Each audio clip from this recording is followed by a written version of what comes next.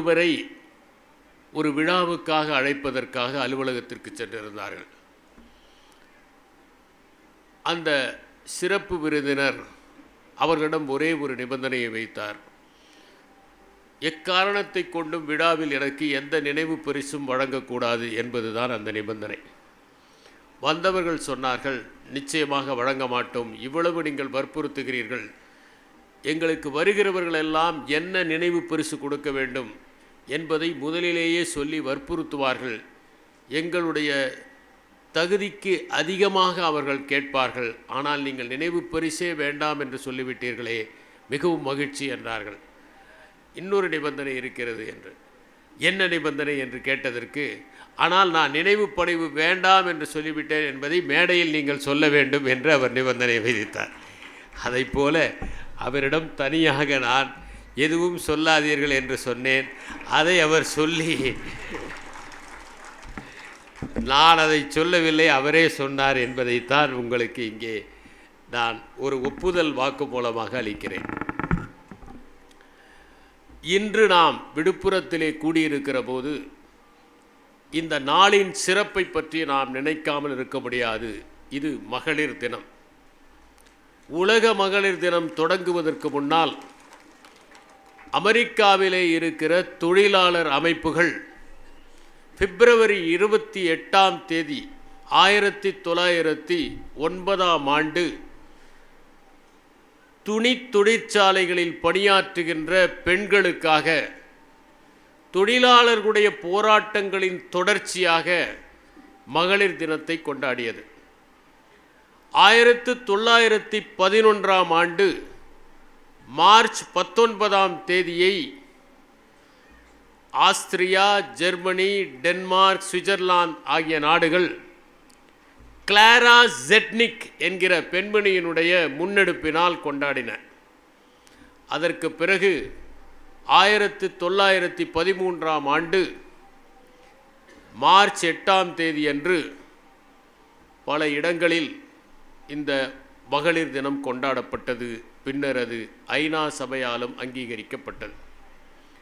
இந்த மகளிர் தினத்தை கொண்டாடுவதற்கான காரணம் பெண்களுக்கான உரிமை, அவர்களுக்கான ஊதிய உயர்வு, அவர்களுக்கான விடுதலை, அவர்களுக்கு வாக்குரிமையில் பங்கு ஆகியவற்றிற்காகத்தான். 1925 வரை இங்கிலாந்து நாட்டில் பெண்களுக்கு வாக்குரிமை இல்லாமல் இருந்தது என்பதை நாம் நினைவிலே கொள்ள வேண்டும். இந்தியாவில்தான் நம்முடைய அரசியலமைப்பு சட்டம் செயல்படுத்தப்பட்ட போது பணக்காரர்கள், ஏழைகள், ஆண்கள், பெண்கள் என்று அனைவருக்கும் இந்த வாக்குரிமை அளிக்கப்பட வேண்டும் என்பதில் பாபா சாஹேப் அம்பேத்கர் அவர்கள் குறியாக இருந்தார் என்பதை தெளிவுபடுத்த விரும்புகிறேன். பெண்களுக்கு உரிமைகள் கிடைக்க வேண்டும், வேலையில் சமமான ஊதியம் கிடைக்க வேண்டும், அவர்களுக்கு முடிவெடுக்கிற சுதந்திரம் கிடைக்க வேண்டும், அவர்கள் சமூக பங்களிப்பை செய்ய வேண்டும் என்கின்ற அனைத்து விதத்திலும் போராடுகின்ற ஒரு அமைப்பாக, குரல் கொடுக்கிற ஒரு அமைப்பாகத்தான் இந்த உலக மகளிர் தினம் உருவானது என்பதை நாம் பார்க்க வேண்டும். இன்று கூட நடுத்தர வர்க்கத்திலும் மேல்தட்டிலும் இருக்கிற பெண்கள் விடுதலை பெற்றிருந்தாலும் எளிய மக்கள், ஒடுக்கப்பட்டவர்கள் தங்களுடைய வாழ்க்கையில் முழுமையான உரிமைகளையும் விடுதலையையும் பெறவில்லை என்பதை நாம் எண்ணி பார்க்க வேண்டும். அந்த விடுதலையை சாதிக்கக்கூடிய ஒன்றே ஒன்று கல்விதான் என்கின்ற காரணத்தால் தான் தமிழ்நாடு அரசு பெண்கள் அதிகமாக பயில வேண்டும் என்கிற ஒரு நடவடிக்கையை முன்னெடுத்திருக்கிறது. இந்திய அளவிலே பார்த்தால் பெண்கள் உயர்கல்வியிலே இணைவது 28.5% இருக்கிறது. ஆனால் தமிழ்நாட்டில் இது 47.3% இருக்கிறது. புதுமை பெண் திட்டத்தை செயல்படுத்திய பிறகு அரசு பள்ளிகளில் சேருகிற பெண்களின் எண்ணிக்கை 34% உயர்ந்திருக்கிறது. அதிலே பட்டியலினத்தை சார்ந்த பெண்களுடைய எண்ணிக்கை 47.4 இருக்கிறது.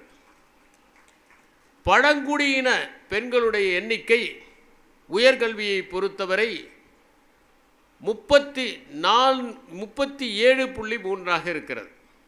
இது 2022 ஆண்டு புள்ளி விவரங்கள். எனவே கல்வியின் மூலம் ஒரு பெண்ணை விழிப்புணர்வு பெற்றவர்களாக ஆக்குகிற போதுதான் அந்த சமுதாயம் முன்னேறும். நான் பணியிலே சேர்ந்தபோது அரிதாக ஒரு மாவட்டத்தில் ஒரு பெண் ஆட்சியர் பணியாற்றி கொண்டிருப்பார். அங்கே கோட்ட அலுவலரோ அல்லது காவல்துறையை சார்ந்தவரோ மற்ற அலுவலர்களோ மிகவும் குறைவாகத்தான் இருப்பார்கள். அரிதாக நீங்கள் பெண்களை காணலாம். அதனால் நாளிதழ்களில் அவர்கள் பெண் கலெக்டர் என்று எழுதுவார்கள், பெண் எஸ்பி என்று எழுதுவார்கள். ஆனால் நான் இன்று எந்த மாவட்டத்திற்கு சென்றாலும் அங்கே சரிசமமாக சில இடங்களில் அதிகமாக பெண்கள் அலுவலர்களாக இருக்கிறார்கள். இன்னும் ஒரு 10 ஆண்டுகள் கழித்தால் நாளிதழ்களில் ஆண் கலெக்டர் என்று எழுத வேண்டிய நிலைமை வரும் என்பதை நான் மகிழ்ச்சியாக தெரிவித்துக் கொள்கிறேன். இந்த சூழல் இருக்கிற அதே நேரத்தில் பெண்களுடைய உலகளாவிய நிலை எப்படி இருக்கிறது என்பதை நாம் பார்க்க வேண்டும். பெண்கள் உலக அளவில் ஏறத்தாழ 50% மக்கள் தொகையில் இருக்கிறார்கள். அவர்கள் 66% உழைப்பை சிந்துகிறார்கள். 50% மட்டுமே அவர்கள் உணவை படைக்கிறார்கள். 10% மட்டுமே அவர்கள் 10லிருந்து 11% மட்டுமே அவர்கள் ஊதியம் பெறுகிறார்கள். 1% தான் நிலம் அவர்களுடைய பெயரிலே இருக்கிறது. அது கூட வருமான வரியிலிருந்து தப்பிப்பதற்காக கணவன்கள் எழுதி வைத்திருப்பார்கள் என்று நினைக்கிறேன். உழைப்பை நாம் கணக்கிடுகிற போது ஒரு ஆண் உணவகத்திலே தோசை சுட்டால் அது தேசிய வருமானத்திற்கு போகிறது. ஒரு பெண் வீட்டிலே தோசை சுட்டால் அது வருவது இல்லை. பெண்கள் செய்கிற பணிகள் கணக்கிலே எடுத்துக்கொள்ளப்படுவதில்லை என்பது உண்மை. குடும்பம், தனிச்சொத்து, அரசு ஆகியவற்றின் தோற்றம் என்கிற நூலிலும் லூயி மார்கன் எழுதிய பழங்கால சமுதாயம் என்கிற நூலிலும் வால்காவிலிருந்து கங்கை வரை என்கின்ற ராகுல் சாங்கிருத்தியாயன் எழுதிய நூலிலும் நாம் ஒன்றை பார்க்கலாம். தொடக்கத்திலே பெண்வழி சமுதாயம் தான் இருந்தது. பெண்வழி சமுதாயம் இருக்கிற போது அவர்கள் சுதந்திரமாக இருந்தார்கள், முடிவெடுத்தார்கள். அவர்கள்தான் குழந்தைகளுக்கு மொழியை கற்றுத்தந்தார்கள். அவர்கள்தான் வீட்டை நிர்வகித்தார்கள். அது மட்டுமல்ல, விவசாயம் செய்வதை ஆண்களுக்கு கற்றுக் கொடுத்தவர்களே பெண்கள் தான். இன்று 14 விலங்குகளை நாம் வளர்ப்பு மிருகங்களாக வளர்த்து வருகிறோம். இந்த 14 மிருகங்களும் காட்டு மிருகங்களாக இருந்தபோது தடவி கொடுத்து மென்மையாக்கி அவற்றின் பற்களின் கூர்மையை குறைத்து நகங்களின் கூர்மையை மறைத்து அவற்றை வீட்டு விலங்குகளாக ஆக்கியவர்கள் பெண்கள்தான். ஆண்களுக்கும் அன்பையும் கருணையையும் போதித்து அவர்களை உருவாக்கியவர்கள் பெண்கள்தான். அப்படி பெண்களால் கடைசி வளர்ப்பு மிருகமாக ஆக்கப்பட்டவன் ஆண் என்று ஹீரோஸ் ஆஃப் ஹிஸ்டரி என்கிற அந்த புத்தகத்தில் வில் டியூரண்ட் குறிப்பிடுகிறார். தாய்வழி சமுதாயமாக மாறி தாழ்வழி சமுதாயத்திலிருந்து ஆண்வழி சமுதாயம். இது தாய்வழி சமுதாயம், ஆனால் அது தந்தை வழி சமுதாயம் அல்ல, ஆண்வழி சமுதாயம். ஆண்வழி சமுதாயமாக மாறிய போது பெண்களுடைய உரிமைகள் பறிக்கப்பட்டன என்பதை மிக தெளிவாக ஏங்கல்ஸ் குறிப்பிடுகிறார். பெண்களுடைய உரிமைகள் என்பது உழைப்பது மட்டுமல்ல, உழைப்பை தாண்டி அவர்கள் தங்களுக்கான உரிமைகளை பெற வேண்டும். இன்று உலகமெங்கும் ஒற்றை பெற்றோர் இருப்பதில் அதிகமாக பாதிக்கப்படுவது பெண்கள்தான். 86% பெண்கள்தான் அந்த குழந்தைகளை பாதுகாப்பதாக இருக்கிறது. இந்த சூழலில் பெண்களுக்கான உரிமை என்பது அவர்கள் பணியிலே அதிகம் ஊதியத்தை ஈட்டுவது மட்டுமல்ல, எல்லா இடங்களிலும் நிமிர்ந்து நிற்பதற்கான வாய்ப்புகளை உருவாக்குவதும், எந்த பெண்ணும் திடமாக எந்த இடத்திலும் தன்னுடைய கருத்துக்களை சொல்வதற்கான வழியை ஏற்படுத்துவதும் தான் என்பதை நான் இந்த நல்ல நாளிலே தெரியப்படுத்த விரும்புகிறேன். விழுப்புரம் மாவட்டம் என்பது ஒரு காலத்தில் தென்னார்காடு மாவட்டத்தின் ஒரு பகுதியாக இருந்தது. தென்னார்காடு தமிழ்நாட்டின் மிகப்பெரிய மாவட்டமாக இருந்தபோது அதில் நான் கூடுதல் ஆட்சியராக 92, 93, 93, 94 ஆகிய ஆண்டுகளில் பணியாற்றினேன். விழுப்புரத்திற்கு அடிக்கடி வருவது உண்டு. பிறகு அது இரண்டாக பிரிந்தது. அது இரண்டாக பிரிகிற போது இங்கே இருக்கிற அலுவலகங்களுக்கெல்லாம் கட்டடம் பார்க்கிற பணியை செய்தவனும் நான் தான். அதனால் விழுப்புரத்தை மீது எப்போதும் எனக்கு தனியாத ஆர்வமும் ஆசையும் உண்டு. முதலில் எனக்கு விழுப்புரம் அறிமுகமானது சென்னையிலிருந்து சேலத்திற்கோ மதுரைக்கோ எங்கு சென்றாலும் விழுப்புரம் ஒரு முக்கியமான சந்திப்பாக இருப்பதால், சந்திப்பாக இருந்த விழுப்புரம் பலரை சந்திக்கின்ற இடமாக மாறியது நான் படிக்க வந்த பிறகுதான். இந்த விழுப்புரம் ஒரு காலத்தில் சோழர்களுடைய ஆட்சிக்கு உட்பட்டதாக இருந்தது. கரிகால் வளவனை பற்றி ஒரு பழமொழி உண்டு. உரைமுடிவு காணான் இளமையோன் என்ற நரைமுது மக்கள் ஓப்ப நரைமுடித்து சொல்லால் பாகம் செய்தான் சோழன், முறை செய்தான் சோழன், குலவிச்சை கல்லாமல் பாகம் படும் என்பது பழமொழி 400இல் ஒன்று. அப்படிப்பட்ட அந்த கரிகால் வளவன் இந்த விழுப்புரத்தை ஆண்டிருக்கிறான். பிறகு அது பல்லவர்களுடைய ஆட்சிக்கு உட்பட்டது. பிறகு அது விஜயாலய சோழனால் கைப்பற்றப்பட்டு மீண்டும் சோழர்களுடைய ஆட்சிக்கு வந்தது. பின்பு பல கைகள் மாறியது. விழுப்புரம் என்றால் நமக்கு நினைவுக்கு வருவது 4. ஒன்று செஞ்சிக்கோட்டை, இன்னொன்று மரக்காணம் கடற்கரை, மூன்றாவதாக ஆரோவில், நான்காவது மேல்மலையனூர். இதிலே செஞ்சிக்கோட்டையை 1190ஆம் ஆண்டு குறும்பர்கள் உருவாக்கினார்கள். குறும்பர்களில் 1190ஆம் ஆண்டு உருவாக்கப்பட்டது. பின்னர் விரிவாக்கப்பட்டு விஜயநகர பேரரசால் இன்னும் சிறப்பாக கட்டப்பட்டது. இந்த செஞ்சிக்கோட்டையில் 3 குன்றுகள் இருக்கின்றன. கிருஷ்ணகிரி, ராஜகிரி, சந்திராயன்கிரி என்கின்ற 3. 1677ஆம் ஆண்டு சிவாஜியால் இந்த கோட்டை கைப்பற்றப்பட்டது. இதை ஆங்கிலேயர்கள் கைப்பற்றப்பட்ட போது இதனுடைய கட்டுமானத்தை பார்த்து வியந்து அவர்கள் இதை கிழக்கின் ட்ராய் என்று அழைத்தார்கள். அத்தகைய சிறப்பு கொண்டது. ஒரு காலத்தில் இதை ராஜபுத்திர மன்னராக இருந்தவருடைய படை வீரனாக இருந்த ஸ்வரூப் சிங்கனுடைய மகன் தன்னுடைய ஆளுகையில் வைத்திருந்தான். அவனுடைய பெயர் தேஜா சிங். அந்த தேஜா சிங்கை சுருக்கி நாம் தேசிங் என்று அழைத்தோம்.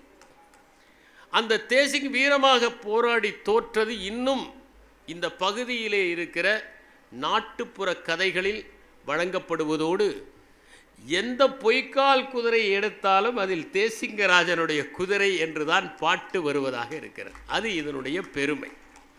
இப்படி எண்ணற்ற சிறப்புகளை கொண்டது இந்த விழுப்புரம் மாவட்டம். இந்த விழுப்புரம் மாவட்டத்தில் 3வது முறையாக புத்தக கண்காட்சி நடந்தாலும் 1வது முறையாக பேசுவதற்கு நான் மிகவும் பெருமிதம் அடைகிறேன், மகிழ்ச்சி அடைகிறேன். சின்ன வயதிலே புதிய ஆடை ஒன்றை நாம் உடுத்த நேரிட்டால் அந்த புதிய ஆடைக்கு நுனியிலே மஞ்சளை வைப்பார்கள். அது புதிய ஆடை மங்களமான நிகழ்வுகளை கொண்டு வர வேண்டும், மகிழ்ச்சியை தர வேண்டும், மன நிறைவை தர வேண்டும், நிறைய நாள் உழைக்க வேண்டும் என்பதற்காக அந்த புத்தம் புதிய ஆடையின் நுனிகளில் மஞ்சளை தடவுவார்கள். புத்தம் புதிய ஆடைகளை நாம் அணிகிற போது மஞ்சள் தடவுகிறோம். ஒரு நாளுக்கே மஞ்சள் தடவ வேண்டும் என்றால் அது புத்தகங்களை படிப்பதால் ஏற்படுகிறது. ஒரு நாளையே புதிதாக ஆக்கிவிடுகிறது ஒரு புத்தக வாசிப்பு. ஒரு புத்தக சாலைக்குள் நுழைந்தால் சில நேரங்களில் நம்மை அறியாமல் நேரம் உறைந்து விடுவதை பார்க்கலாம். ஒரு புத்தக கடைக்குள் நுழைந்தால் நம் அறியாமையை நாம் அறிந்து கொள்கிறோம். தன்னை உணர்கிற ஒரு மனிதன் அகந்தை உள்ளவனாக இருந்தால் கூட ஒரு புத்தக சாலைக்குள் நுழைந்தால் சில மணி நேரங்களிலேயே அவன் அகந்தை முழுவதும் பழுத்த இலைகள் மண்ணில் விழுவதைப் போல விழுந்து மிகவும் மென்மையாக ஆகி எந்த விதமான ஆணவமும் இன்றி வெளியே வருவான். எளிய மனிதனாக ஒரு மனிதனை ஆக்கிவிடும். இந்த புத்தக திருவிழாவில் நீங்கள் திருவள்ளுவரை சந்திக்கலாம், திருவள்ளுவரை பார்த்தவர்களை சந்திக்கலாம், திருவள்ளுவரை ரசித்தவர்களை சந்திக்கலாம், திருவள்ளுவரை வியர்ந்தவர்களை சந்திக்கலாம், நாலடியாரை எழுதிய சமண முனிவர்களை சந்திக்கலாம், 11 கீழ்கணக்கு எழுதிய புலவர்களை சந்திக்கலாம். நீங்கள் தேவாரத்தை பார்க்கலாம், திருவாசகத்தை பார்க்கலாம், திருநாவுக்கரசரை சந்திக்கலாம், சுந்தரரை சந்திக்கலாம், மாணிக்க வாசகரை சந்திக்கலாம், நீங்கள் ஆழ்வார்களை சந்திக்கலாம், நீங்கள் இளங்கோவடிகளை சந்திக்கலாம், சீத்தலை சாத்தனாரை சந்திக்கலாம், கம்பரை சந்திக்கலாம், புகழேந்தியை சந்திக்கலாம், ஒட்டக்கூத்தரை சந்திக்கலாம், பாரதியாரை சந்திக்கலாம், குமரகுருபரை சந்திக்கலாம், பாரதிதாசனை சந்திக்கலாம், கண்ணதாசனை சந்திக்கலாம். நீங்கள் ஷேக்ஸ்பியரை சந்திக்கலாம், மில்டனை சந்திக்கலாம், வேர்ட்ஸ்வர்த்தை சந்திக்கலாம், கீட்ஸை சந்திக்கலாம், கோல்ரிட்ஜை சந்திக்கலாம், பைரனை சந்திக்கலாம். நீங்கள் இலியடை சந்திக்கலாம், ஒடிசியை சந்திக்கலாம், ஹோமரை அவற்றின் மூலம் சந்திக்கலாம். நீங்கள் தாஸ்தோவஸ்கியை சந்திக்கலாம், டால்ஸ்டாயை சந்திக்கலாம், ஷெகாவை சந்திக்கலாம், நீங்கள் கதேவை சந்திக்கலாம், நீங்கள் நத்தாலியன் ஹாத்ரோனை சந்திக்கலாம், நீங்கள் கால் மார்க்ஸை சந்திக்கலாம், நீங்கள் ஏங்கல்ஸை சந்திக்கலாம், லெனினை சந்திக்கலாம். இத்தனை பேரை ஓரிடத்தில் சந்திக்கின்ற ஓர் இடமாக இருக்கிறதே, அதைவிட மகத்துவம் வாய்ந்ததாக இது இருக்க முடியும்? அத்தகைய இடத்தில் வந்திருக்கின்ற நீங்கள் உங்கள் இல்லத்திற்கே தேடி வந்திருக்கின்ற புத்தகங்களை அள்ளிச் செல்வதற்கு 2 கைகள் போதாது. திரு ஆவுடையப்பன் சொன்னதைப் போல ராவணனாக இங்கே வந்து 20 கைகளில் அள்ளினால்தான் முடியும் என்பதை நாம் உணர வேண்டும். பகைவனுக்கும் அருள்வாய் என்கின்ற தலைப்பில் மிக அழகாக திரு சுந்தர ஆவுடையப்பன் அவர்கள் பேசினார்கள். பகைவனுக்கு அருள்வது என்பது இலக்கியங்களில் மட்டும்தான் இருக்கிறதா, சரித்திரத்தில் இல்லையா என்று அவர் பேசுகிற போது நான் சிந்தித்து பார்த்தேன். நதிக்கரையிலே வெள்ளம் பெருக்கெடுத்து ஓடுகிறது, மறு கரையிலே வந்து போரஸை வீழ்த்துகிறான் அலெக்சாண்டர்.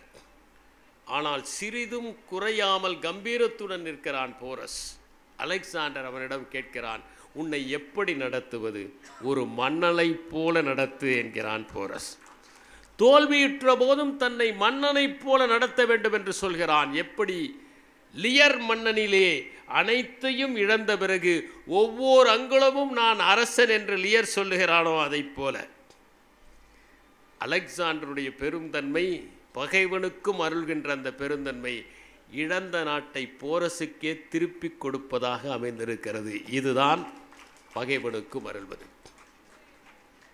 ஆண்டனி அண்ட் கிளியோபெட்ரா என்கிற நாடகத்தில் ஆண்டனி தவறான முடிவை எடுத்து விடுகிறான் என்பதால் அவனுடன் நெருக்கமாக இருந்த இனோ பார்பஸ் என்கிற நண்பன் அவனை விட்டு பிரிந்து எதிர் முகாமுக்கு சென்று விடுகிறான், ஆக்டோவியஸனுடைய முகாமுக்கு சென்று விடுகிறான். அவனுடைய பொருள்களை எல்லாம் கண்ணீரோடு ஆண்டனி ஒரு குதிரையின் மீது ஏற்றி அனுப்புகிறான். அவனுடைய பொருள்களையும் அவனுடைய சன்மானங்களையும் பார்த்துவிட்டு கதறி அழுகிறான் இனோ பார்பஸ். இதுதான் பகைவனுக்கு அருளுதல். லிடியாவை சார்ந்த குரோசியஸ் என்கிற மன்னன் பெரிய சொத்து சேர்த்து விட்டான். கிரேக்கத்திற்கு சட்டங்களை வழங்கிய சோலான் என்கிற ஞானி அவனுடைய நாட்டை கடக்கிறார். அவரை அழைத்து வந்து தன்னுடைய கஜானாவை எல்லாம் திறந்து காட்டுகிறார். அந்த செல்வங்களை எல்லாம் பார்க்கிறார் அவர். நீங்கள் எத்தனையோ நாடுகளை பார்த்து விட்டீர்கள், நீங்கள் சந்தித்ததில் யார் மகிழ்ச்சியானவர்கள் சொல்லுங்கள்?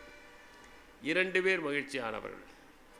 ஏத்தன்ஸை சார்ந்த டெலஸ் என்கிற ஒருவனை சந்தித்தேன். அவன் கடைசியில் அனைத்தையும் பெற்று நல்ல குழந்தைகளை எல்லாம் வளர்த்து அவர்களால் பெருமையைக் கண்டு போர்க்களத்தில் தன் நாட்டுக்காக போரிட்டு தோற்று போய்விட்டான், இறந்து விட்டான். அவன் மகிழ்ச்சியானவன். சரி, இன்னொருவர் யார்? தன் பெயரை உச்சரிப்பாரோ என்று கேட்கின்றான். அதற்கு சோலோன் சொல்கிறார், 2 பேர், பைட்டன் என்கிறவர், கிளியோத்திஸ் என்பவர், இவர்கள் இருவரையும் நான் சொல்வேன். ஏனென்றால் அவர்களுடைய தாய் ஹீரா என்கிற தேவதை கோயிலுக்கு செல்ல வேண்டும் என்று விரும்பினால் அவர்கள் இருவரும் கையிலேயே மாடுகளைப் போல இழுத்து கொண்டு போய் சேர்த்துவிட்டு அவள் பிரார்த்தனை முடிகிற போது இறந்து போய்விட்டார்கள். அவர்கள் மகிழ்ச்சியானவர்கள். அப்படி என்றால் என்னை மகிழ்ச்சியானவர்களுடைய பட்டியலில் வைக்க மாட்டீர்களா? அவர் சொன்னார், ஒருவன் சாகிற போதுதான் மகிழ்ச்சியானவனா இல்லையா என்பது தெரியும், அதுவரை என்ன வேண்டுமானாலும் நடக்கலாம். இந்த குரோசியஸ் சைரஸ் என்கிற மன்னனோடு, பாரசீக மன்னனோடு சண்டை போடுகிறான், தோற்று போய்விடுகிறான், பிடிக்கப்படுகிறான், மரக்கட்டைகளுக்கு நடுவில் கட்டப்படுகிறான், மரக்கட்டைகளுக்கு தீ வைக்கப் போகிறார்கள். அப்போது குரோசியஸ் சோலோன் சொன்னதை உரக்க தன்னுடைய மொழியில் சொல்லுகிறான். சைரஸுக்கு புரியவில்லை. என்ன சொல்கிறான் அவன் என்று கேட்கிறான். மொழிபெயர்ப்பாளர்கள் சோலோன் சொன்னதை சொல்கிறார்கள். அப்படியென்றால் எனக்கும் இந்த கதி வரலாம் அல்லவா? அவனை விடுவியுங்கள், அவனை என்னுடைய நண்பனாக வைத்துக் கொள்கிறேன் என்று சொல்கிறான். இதுதான் பகைவனுக்கு அருள்வது. மகாபாரதத்திலே குந்தியிடம் செய்து கொடுத்த சத்தியத்தின் காரணமாக அர்ஜுனனை தவிர மற்ற அத்தனை பாண்டவர்களையும் கொல்ல வாய்ப்பிருந்தாலும் அவர்களை மன்னித்து விடுகிறான் கர்ணன். இது பகைவனுக்கும் அருளுதல். அடிக்கடி தன்னை கொல்வதற்காக முயற்சி செய்கிற தேவதத்தனை மன்னித்து அவனையும் சங்கத்திலே இணைத்துக் கொள்கிறார் புத்தர். இதுவும் பகைவனுக்கு அருள்வது. விடுதலையான பிறகு உணவகத்திற்கு செல்கிறார் நெல்சன் மண்டேலா. அப்போது சில பேர் உணவருந்தி கொண்டிருக்கிறார்கள். அவர்களுடைய மேசைக்கு அவர் சென்று அருந்ததும் அவர்கள் நெளிகிறார்கள். உணவு முடிந்து வெளியே வருகிற போது, உங்களை கண்டு நெளிந்தார்களே இவர்கள் யார் என்று கேட்கிறாள். கூட வந்தவர்கள், இவர்கள்தான் என்னை சிறையிலே கொடுமைப்படுத்தியவர்கள் என்கிறார் நெல்சன் மண்டேலா. இதுவும் பகைவனுக்கு அருள்வது. எனவே சரித்திரம் என்பது வன்மையை மட்டும் பதிவு செய்யவில்லை, பகைவர்களுக்கு அருள்வதைத்தான் அதிகமான பக்கங்களில் பதிவு செய்திருக்கிறார். அந்த வசிஷ்டர் கம்பராமாயணத்திலே ஏன் ராமனுக்கு அந்த அறிவுரையை கூறுகிறார்? இன்றெல்லாம் தலைவர்களுடைய பிறந்த நாள் வந்தால் கைதிகளை விடுவிப்பதை அரசு ஆணையாக வெளியிடுகிறது. இது கம்பராமாயணத்திலேயே காணப்படுகிறது. ஏதாவது மகிழ்ச்சியான ஒரு நிகழ்வு வருகிற போது பகைவர்களை மன்னித்து விட வேண்டும், தவறு செய்தவர்களை மன்னித்து விட வேண்டும். இது தமிழர்களுடைய நெறி. அதனால்தான் ராமனுக்கு திருமணம் என்று வருகிற போது, ராமன் பொறுப்பை எடுத்துக்கொள்ளப் போகிறான் என்று வருகிற போது, பகைவர்களை எல்லாம் தசரதன் சிறையிலிருந்து விடுவித்தான் என்று கம்பராமாயணம் பதிவு செய்கிறது. பகைவர்களை மன்னித்தல், பகைவர்களுக்கு அருளுதல், பகைவர்களை விடுவித்தல் போன்றவற்றை தமிழ் இலக்கியங்கள் தொடர்ந்து சொல்லி வருவதற்கு காரணம், ஒருவரை பகைவராக நாம் நினைப்பதே சில நேரங்களில் தவறான எண்ணத்தின் காரணமாக ஆகிவிடும். மாச்சரியங்களின் காரணமாக ஆச்சரியப்பட வேண்டிய மனிதர்களை நாம் பகைவர்களாக கொள்வதுண்டு. யாரோ சொன்னதை கேட்டு, புறஞ்சொன்னவர்களின் வாழ்த்தை சொற்களை கேட்டு சிலரை நாம் பகைவர்களாக வரித்து கொள்கிறோம் என்பதால் தமிழ் இலக்கியம் தொடர்ந்து சொல்கிறது, மனிதர்களை நேசியுங்கள் என்று. இப்போது நட்பெனும் நந்தவனம் என்கிற தலைப்புக்கு வருவோம். இப்போது உறவுகளை பின்னே தள்ளிவிட்டு நட்புகள் செழித்து வளர்கிற ஒரு காலத்தில் நாம் வளர்ந்து கொண்டிருக்கிறோம். பாவலர் அறிவுமதிதான் சொல்லுவார், ஒரு கடல் துளியாவது காமத்தில், ஒரு துளி கடலாவது காமத்தில், ஒரு கடல் துளியாவது நட்பில் என்று. ஒரு துளி கடலாவது காமத்தில், ஒரு கடல் துளியாவது நட்பு என்று அவருடைய நட்பு காலம் என்கிற அந்த புத்தகத்திலே, கவிதை புத்தகத்திலே தெரிவித்திருப்பார். இப்போதெல்லாம் உறவினர்களுக்கு இடையே வாரிசுகள் திருமணம் செய்து கொள்வதை விட நண்பர்களுடைய வாரிசுகள் திருமணம் செய்து கொள்வது அதிகரித்து வருகிறது. ஆரோக்கியமான போக்கு. நட்பு என்பது ஓர் உன்னதமான உறவாக மாறிக்கொண்டிருக்கிறது. ஏனென்றால் நட்பு என்பது உண்ண உண்ண பசியெடுக்கும் நினைப்பு, அருந்த அருந்த தாகம் எடுக்கும் தவிப்பு. நட்பு மழைக்காலத்தில் குடையாக இருக்கிறது, கோடை காலத்திலே கவரியாக இருக்கிறது. நட்புதான் உங்களை மருக்களோடும் பருக்களோடும் அப்படியே ஏற்றுக்கொள்ளும். நட்பு நீங்கள் மூழ்குகிற போது உங்களை மிதக்க வைக்கின்ற குடுக்கையாகவும், உடை அவிழ்கிற போது மானத்தை காப்பாற்றுகிற உடுக்கையாகவும் இருக்கிறது. நண்பர்கள் மயிரிழையால் கண்டிப்பார்கள், மயிலிறகு கொண்டு கண்டிப்பார்கள், மயிரிழை அளவு மனத்தாங்கள் இருந்தாலும் கண்டுபிடிப்பார்கள். மற்ற உறவுகள் எல்லாம் இரத்தத்தால் வருகிறது, நட்பு மட்டும்தான் சித்தத்தால் வருகிறது. நண்பர்கள் மகிழ்ச்சியிலே குதூகலிப்பதை விட துக்கத்திலே தோள் கொடுப்பார்கள். அவர்கள் உங்கள் வெற்றியிலே மகிழ்வதை விட உங்களுடைய தோல்வியிலே துணை இருப்பார்கள். உங்கள் பதக்கத்திலே பரவசப்படுவதோடு நீங்கள் காயப்படுகிற போது அதில் களிம்பு தடவுவதை மகிழ்ச்சியாக ஏற்றுக்கொள்வார்கள். நட்புக்கும் பிணக்குகள் உண்டு.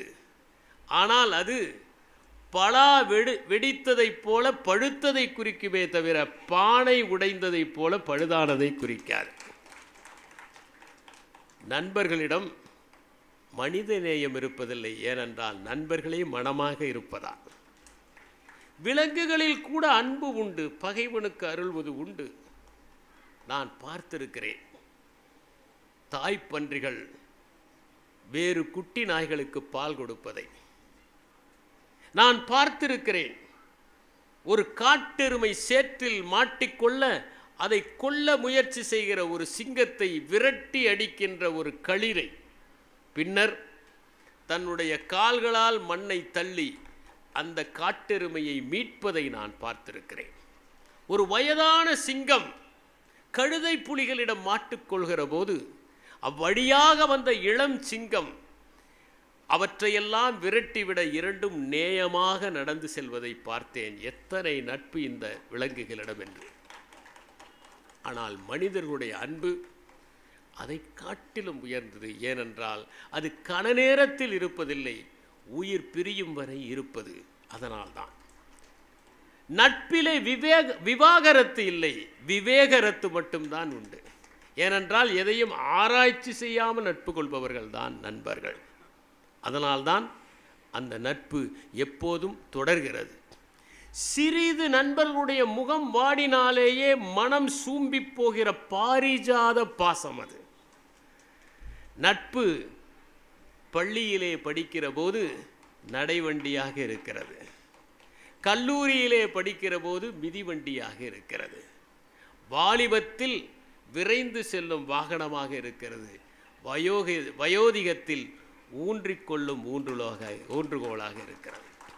ஒரு வீட்டிலே அண்ணன் தம்பிகள் அக்காள் தம்பிகள் இருந்தாலும் ஒரு அக்காவிற்கு ஒரு அண்ணனைத்தான் பிடிக்கிறது, ஒரு அக்காவிற்கு ஒரு தம்பியைத்தான் பிடிக்கிறது. ஏனென்றால் அங்கே நட்பு முக்கியமாக இருக்கிறது. எல்லா உறவுகளிலும் உச்சம் நட்பு தான். அதனால்தான் பெண்கள் சொல்லுகிறார்கள், என் கணவர் எனக்கு நண்பரை போல.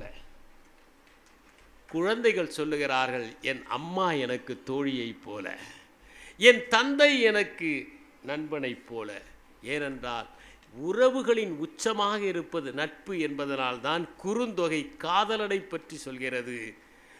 கருங்கோல் குறிஞ்சிப்பூ கொண்டு பெருந்தேன் இழைக்கும் நாடனது நட்பே என்று சொல்லுகிறது. கடல் சூழ் மண்டலம் பெரினும் விடல் சூழன் யான் நின்னுடைய நட்பே என்கிறது சங்க இலக்கிய பாடல். குகன் பரதனை பார்த்து ராமனை கொல்ல படையோடு வருகிறானோ என்று நினைத்து கலங்குகிற போது அவன் சொல்வது, ஆழ நெடுந்திரை யாறு கடந்திவர் போவாரோ, வேட நெடும்படை கண்டு விளங்கிடும் வில்லாளோ, தோழமை என்றவர் சொல்லிய சொல்லொரு சொல்லன்றோ, ஏடமை வேட நிறத்திலன் என்று என்னை ஏசாரோ. கடைசியில் அவன் வருத்தப்படுவது, என்னை தோழன் என்று சொன்னாரே, அந்த தோழன் என்கின்ற சொல்லை நான் காப்பாற்ற வேண்டும் அல்லவா, அதை விட வேறு என்ன இருக்க முடியும், இதைவிட மிகப்பெரிய பதவி என்ன இருக்க முடியும் என்று குகன் சிந்திக்கிறான். ஏனென்றால் நட்பு என்பது உன்னதமான உச்சரிப்பு என்பதை நாம் உணர வேண்டும். நச்சரிப்பவர்கள் நண்பர்கள் அல்ல, அன்பை உச்சரிப்பவர்கள் தான் நண்பர்கள், தீமையை எச்சரிப்பவர்கள் தான் நண்பர்கள். ராமன் எத்தகைய ஒரு சமூக நுண்ணறிவு பெற்றான் என்பதை இலக்குவனிடம் சீதை சொல்வதாக ஒரு காட்சி. மாரீசனை எதிர்கொள்வதற்காக சீதை விரட்டுகிறாள். அப்போது சொல்லுகிறாள், ராமன் ஒரு பகல் பழகினால் உயிரையும் ஈவரால். ஒரே ஒரு பகல் பழகினால் அவனுக்காக உயிரையும் கொடுப்பார்கள். அத்தகைய நட்பு உள்ளம் படைத்தவனாக அவன் இருந்தான். இந்த நட்பு எப்படி வளர்ந்தது என்பதை நாம் பரிணாம வளர்ச்சியோடு பார்க்க வேண்டும். தொடக்கத்திலே வேட்டை சமுதாயமாக நாம் இருந்தோம். மனிதன் வேட்டையாடுகிற போது, முக்கியமாக ஒருவன் வேட்டையாடினால் அத்தனை பேருமே அவன் அருகே இருந்து விடுவார்கள் என்று சொல்ல முடியாது. கைகளிலே பெரிய ஆயுதங்கள் இல்லாமல், துப்பாக்கிகள் இல்லாமல் மனிதன் தொடக்க காலத்திலே வேட்டையாடினான். ஏனென்றால் வேளாண்மை புரட்சி என்பது வந்ததே 10,000 ஆண்டுகளுக்கு முன்புதான். அதுவரை நாம் எல்லாம் காட்டிலே வேட்டையாடியவர்கள். அப்படி வேட்டையாடுகிற போது தன்னை காத்து கொள்வதற்காக, தன்னோடு உடனிருப்பதற்காக மிகவும் உறுதுணையாக இருக்கிற ஒருவரை அருகில் வைத்துக் கொள்வான். 20 பேர் வேட்டையாடினால் கூட ஒரு 4-5 பேர் தான் அருகிலே இருப்பார்கள். மற்றவர்களாம் சற்று விலகி இருப்பார்கள், உயிருக்கு பயந்து ஓடலாம் என்று. அப்படி ஓடலாம் என்று நினைக்கிறவர்களை அருகில் வைத்து கொண்டால் ஆபத்து. கடைசி வரை வேட்டையிலே துணை இருக்கிறவர்கள் தேவை. அப்படி அருகிலே வைத்து கொண்டவர்கள் நண்பர்களாக மாறினார்கள், நெருக்கமாக அடைந்தார்கள். பிறகு அவர்கள் வேளாண்மைக்கு போனபோது ஒரே தொழிலை செய்கிறவர்கள் எல்லாம் நண்பர்களாக மாறினார்கள். இனக்குடிகளாக இருந்தபோது ஒரே பகுதியில் வாழ்கிறவர்கள் நண்பர்களாக இருந்தார்கள். அவர்கள் நகரங்களாக ஆனபோது ஒருவருக்கொருவர் பரிச்சயம் செய்து கொள்ளுகிற தேவையும், ஒருவருக்கொருவர் உதவி செய்து கொள்ளுகிற தேவையும் ஏற்பட்ட போது அவர்கள் நண்பரானார்கள். இப்படித்தான் நட்பு பரிணாம வளர்ச்சி அடைந்தது என்பதை மக்கள் சொல்லுகிறார்கள். நாம் எப்போதுமே நம் முகத்தை எதிலாவது தேட வேண்டும் என்று ஆசைப்படுபவர்கள். மின்தூக்கி ஒரு காலத்தில் மிகவும் மெதுவாக செல்கிறது என்று புகார் சொன்னார்கள். மின்தூக்கியை செய்பவர்கள் ஒரு யோசனை செய்தார்கள். மின்தூக்கியிலே ஒரு கண்ணாடியை பதித்தார்கள். எனவே 10வது மாடியோ 15வது மாடியோ தன் முகத்தை பார்த்து கொண்டே மேலே செல்கிற போது அயற்சி தெரியவில்லை அவர்களுக்கு. ஏனென்றால் நமக்கு பிடித்தது நம்முடைய முகம்தான். நம்முடைய முகத்தை நாம் அடுத்தவர்களிடம் தேட முயற்சி செய்வதுதான் வாழ்க்கை. நீங்கள் எந்த பெற்றோரிடமாவது உங்கள் குழந்தை உங்களை மாதிரியே இருக்கிறது என்று சொல்லி பாருங்கள். சில நேரங்கள் பார்த்து சொல்லுங்கள், பக்கத்து வீட்டு குழந்தையை சொல்லிவிடாதீர்கள். அவர்கள் எவ்வளவு மகிழ்ச்சி அடைவார்கள். அப்படி மகிழ்ச்சி அடைகிற போது நாம் நம்முடைய முகத்தை வேறு யாரிடமோ தேடுகிறோம் என்று பொருள். அப்படித்தான் நம்மை நாம் வேறொருவருடன் தேடுகிற போதுதான் நட்பு என்கின்ற ஒன்று நம் கைகளிலே அகப்படுகிறது. எப்போதுமே இயற்பியலிலே ஒன்று சொல்வார்கள், ஒரே மாதிரி இருக்கிற காந்த துருவங்கள் விலகுகின்றன, வேறு மாதிரி இருக்கிற காந்த துருவங்கள் இணைகின்றன.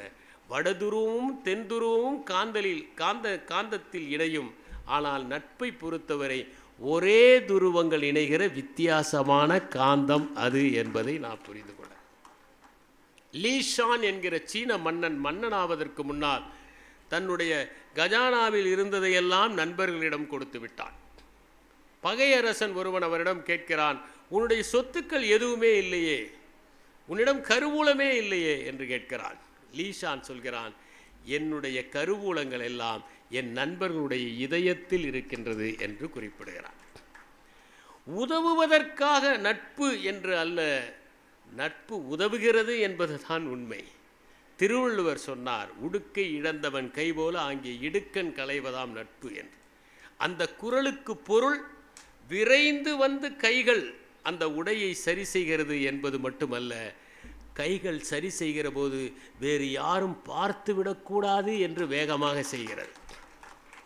யாராவது நான் வேட்டி அவிழ்ந்து விட்டது சரி செய்ய போகிறேன் என்று பிரகாஷ் அறிவித்ததை போல அறிவித்து விட்டால் சரி செய்வார்கள். யாருக்கும் தெரியக்கூடாது என்று சரி செய்வார்கள். அதை போல நீங்கள் துயரத்தில் இருக்கிற போது அந்த துயரம் வேறு யாருக்கும் தெரிந்து உங்களுடைய தன்மானம் பாதிக்கப்படக்கூடாது என்று ஓடி வந்து உதவி செய்கிறவர்கள், யாருக்கும் தெரியாமல் யாருக்கும் சொன்னாமல் செய்த பிறகும் சொல்லி காட்டாமல் இருப்பவர்கள் தான் நண்பர்கள் என்கிறார் திருவள்ளுவர். 12 வகையான நண்பர்கள் இருக்கிறார்கள். ஒன்று தெரிந்த நண்பர்கள், தினமும் பார்ப்பார்கள், புன்னகை செய்வார்கள், நன்றாக இருக்கிறீர்களா என்பார்கள், வீட்டில் அனைவருமா நலமா என்பார்கள். வெற்று வார்த்தைகள் இருந்தாலும் அவர்கள் பகைவர்களாக இல்லை. தினமும் சந்திப்போம், ஆனால் ஒரு நெருக்கம் ஏற்படுவது இல்லை. இவர்களை அக்வைண்டன்சஸ் என்று சொல்கிறார்கள். சிலரை நாம் தற்செயலாக சந்திப்போம். தினமும் பால் வாங்குகிற இடத்திற்கு போவீர்கள், சந்திப்பீர்கள். இருவரும் ஒன்றாக ரயிலிலே பயணம் செய்வீர்கள், சந்திப்பீர்கள். அந்த பயணம் முடிகிற வரை நெருக்கமாக இருப்பீர்கள். அதற்கப்புறம் கூட பழகுவதற்கான வாய்ப்பு இருக்கிறது. இவர்கள் தற்செயல் நண்பர்கள், கேஷுவல் ஃப்ரெண்ட்ஸ். அடுத்ததாக மிகவும் நெருக்கமான நண்பர்கள். அவர்களிடம்தான் நீங்கள் எதையும் பகிர்வீர்கள். அவர்கள் உங்களுக்கு உதவுவார்கள். ஒரு பணம் வேண்டுமென்றால் எல்லோரிடமும் கேட்டுவிட முடியாது. தெரிந்தவர்களிடம் பணம் கேட்டால் அடுத்த நாளிலிருந்து அவர்கள் சிரிப்பதை நிறுத்தி விடுவார்கள். தினமும் நீங்கள் தொடர் வண்டியிலே போகிறீர்கள், நண்பர்கள் ஆகிறீர்கள் என்பதால் அவர்களிடம் ஒரு உதவி கேட்டால் அடுத்த நாள் வேறு வண்டியிலே போய்விடுவார்கள். ஆனால் நெருக்கமான நண்பர்கள் உங்களுக்கு ஓடி வந்து உதவுவார்கள். அடுத்ததாக ஆத்மார்த்தமான நண்பர்கள். இந்த ஆத்மார்த்தமான நண்பர்களை பார்த்தால் உங்கள் பிரச்சனைக்கெல்லாம் ஒரு தீர்வு கிடைக்கும் என்று கொட்டி தீர்த்து விடுவீர்கள்.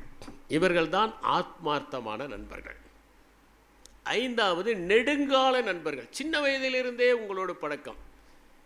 மழலையர் பள்ளியிலே நீங்களும் அவரும் ஒன்றாக படித்திருப்பீர்கள். கல்லூரி வரை ஒன்றாக படிப்பீர்கள்.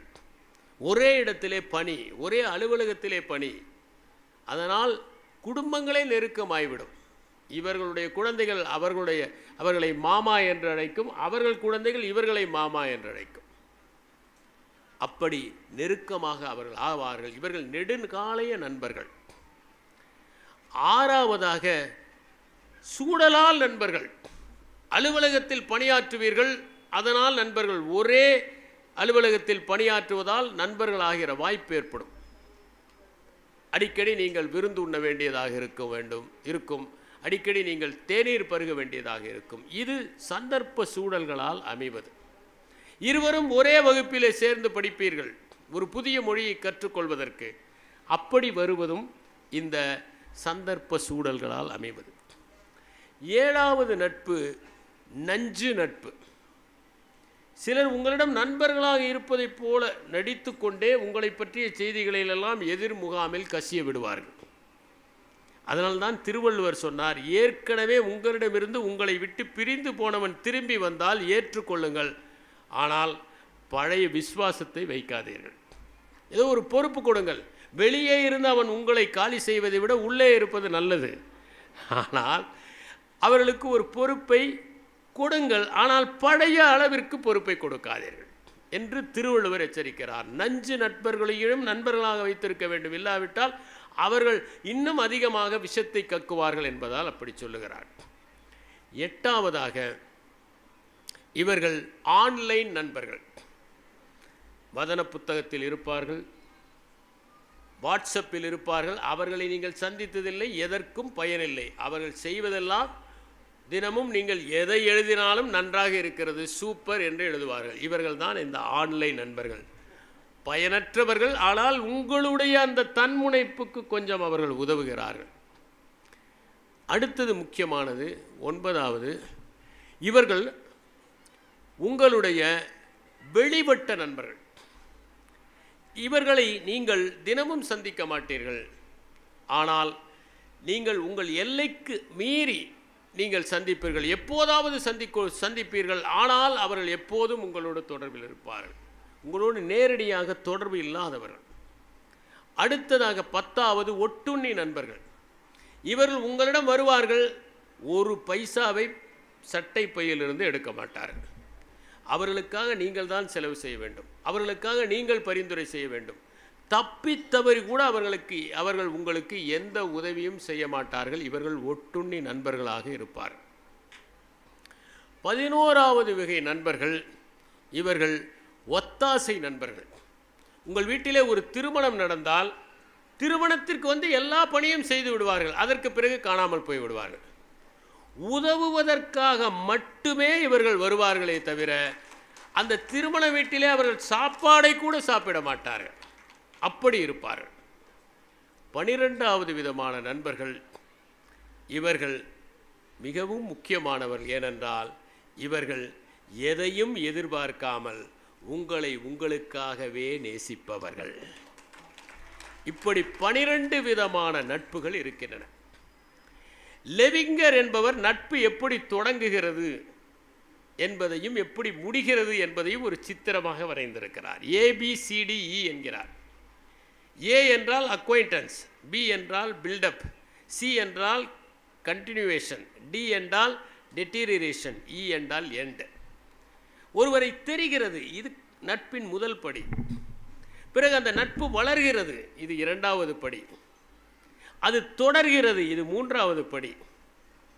பிறகு 4வதாக அது குறைய ஆரம்பிக்கிறது, ஏதோ ஒரு மனத்தாங்கலால் குறைய ஆரம்பிக்கிறது. ஒரு கட்டத்தில் பேசுவதை நிறுத்திவிடுகிறார். இப்படி நமக்கு பல நட்புகள் தொடங்கி வளர்ந்து மலர்ந்து கசங்கி வாடி உதிர்ந்து மண்ணோடு மண்ணானதாக இருக்கும். நம்முடைய வாழ்க்கையிலும் சில நண்பர்கள் அப்படி இருந்திருப்பார்கள். அவர்கள் நம்மை பொறுத்தவரை நஞ்சு நண்பர்களாக இருந்திருப்பார்கள் அல்லது ஒட்டுண்ணி நண்பர்களாக இருந்திருப்பார்கள். நட்புக்கு எவ்வளவு இணக்கம் இருக்க வேண்டும், அவர்கள் எவ்வளவு நெருங்கலாம் என்பதற்கு ஏதாவது விதி இருக்கிறதா? ஏன் இந்த நட்பு தேய்ந்து கொண்டு போகிறது ஒரு காலத்திற்கு பிறகு? எவ்வளவு நெருக்கம் இருக்கலாம் என்பதற்கு நான் கொடுக்கிற ஒரு வரையறை, நண்பர்கள் தங்களுக்குள் சட்டையை மாற்றிக்கொள்ளுகிற அளவிற்கு நெருக்கமாகவும் உள்ளாடையை மாற்றிக்கொள்ளாத அளவிற்கு இடைவெளியோடும் இருக்க வேண்டும். அப்போதுதான் அது சிறந்த நட்பாக இருக்கும். சாக்ரட்டிஸ் சொல்லுகிறார், ஒரு நண்பன் என்றால் அவன் பேசி பழகுவோன் மட்டுமல்ல, உன் வாழ்க்கையை முழுமையாக்குபவன் தான் உன்னுடைய நண்பன் என்கிறார். ஒரு நல்ல நண்பன் நம்மிடம் நமக்கே தெரியாத திறமைகளை கண்டுபிடித்து அவற்றை முழுமைப்படுத்த உதவுவான், நம்மை ஊக்கப்படுத்துவான், நம்மை தேட வைப்பான். நாம் அந்த தேடுதலை தொடர்கிற போது வந்து தோள் கொடுப்பான், தோல்வி அடைந்தால் தூக்கி விடுவான். நாம் உயரத்தில் நிற்கிற போது நானும் வருகிறேன் என்று என்னைக்கு கைகொடு என்று கேட்க மாட்டான், கீழே இருந்து கை தட்டுவான். அவன்தான் நண்பன். நல்லினத்தாரோடு நட்டல் என்று ஆச்சாரக்கோவை 8இல் ஒன்றை சொல்லுகிறது. யாரிடம் நட்பை கொள்ளலாம்? மகத்தான மனிதர்களிடம் நட்பை கொள். மென்சியஸ் சொல்லுகிறார், உன்னை விட அறிவாளியிடம் நட்பு கொள், உன்னை விட பொறுமைசாலியிடம் நட்பு கொள், உன்னை விட பெருந்தன்மையானவிடம் நட்பு கொள். ஏனென்றால் அவர்களை பார்த்து பார்த்து எப்படி ரோஜாவின் அருகில் வைக்கிற கல்லும் மனம் பெறுகிறதோ அதை போல நீயும் மனம் பெறுவாய். அதுதான் நல்லினத்தாரோடு நட்டல். ஒரு அரசன் இருந்தான். அவன் வேட்டைக்கு செல்கிற போது ஓர் இளைஞனை பார்த்தான். அவனுடைய துடிப்பும் அவனுடைய புத்திசாலித்தனமும் கவர்ந்தது. அவனை அழைத்து வந்தான், அரண்மனையிலேயே வைத்து கொண்டான். அவன் சாப்பிடுகிற எல்லா நேரமும் அவனை அருகிலேயே வைத்து முதலில் அவனுக்கு பரிமாறுவான், பிறகு தான் உண்ணுவான். அவ்வளவு பிடித்தவன். மற்றவர்களெல்லாம் சொல்லுவார்கள், இவனை போய் அரசர் இப்படி கொஞ்சுகிறாரே. ஆனால் அரசர் மகிழ்ச்சியாக அவனை வைத்து கொண்டார். ஒரு நாள் காட்டுக்கு வேட்டைக்கு போகிறார்கள். அப்போது ஒரு பெரியவர் வருகிறார். ஒரு பெரிய மாம்பழத்தை அந்த அரசனிடம் கொடுத்து, இது அபரிமிதமான ருசியுள்ள மாம்பழம், இதை நீங்கள் சாப்பிடுங்கள் என்று. அரசர் வழக்கம் போல அந்த மாம்பழத்தில் முதல் துண்டை எடுத்து அந்த இளைஞனிடம் கொடுக்கிறார். உடனே வாங்கி அவன் வாயில் போட்டு கையை நீட்டுகிறான். மறுபடியும் ஒரு துண்டு கொடுக்கிறார். மறுபடியும் கையை நீட்டுகிறான். நன்றாக இருக்கிறது, கொடுங்கள் கொடுங்கள் என்று கொடுத்து கொண்டே இருக்கிறார். இவ்வளவு பேராசைக்காரனாக இருக்கிறார், இவ்வளவு சுவையாக இருக்கிற மாம்பழத்தை நாமும் சாப்பிட்டு பார்க்கலாம் என்று கடைசி துண்டை மட்டும் வாயிலே போட்டார். சகிக்கவில்லை.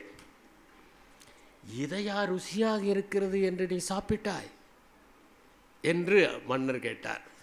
இத்தனை நாள் நீங்கள் ருசியானதை கொடுத்ததெல்லாம் நான் சாப்பிட்டு இருக்கிறேன். இந்த கடைசி துண்டையும் நீங்கள் சாப்பிடாமல் என்னை சபித்தாலும் பரவாயில்லை, உங்களுக்கு அந்த தொல்லையை கொடுக்கக்கூடாது என்று தான் நான் கையை நீட்டினேன் என்றான் அந்தணன். ஒரு முறை நபிகள் நாயகம் ஸல்லல்லாஹு அலைஹி வஸல்லம் அவர்கள் தன்னிடம் கொடுத்த பேரிச்சம்பழங்களை ஒன்றை மட்டும் வாயில் போட்டார். எப்போதுமே எல்லோருக்கும் அலி மூலமாக அவர் விநியோகித்து விட்டு தான் சாப்பிடுவார். ஆனால் அன்று கொடுத்த அனைத்தையும் அவரே சாப்பிட்டு விட்டார்.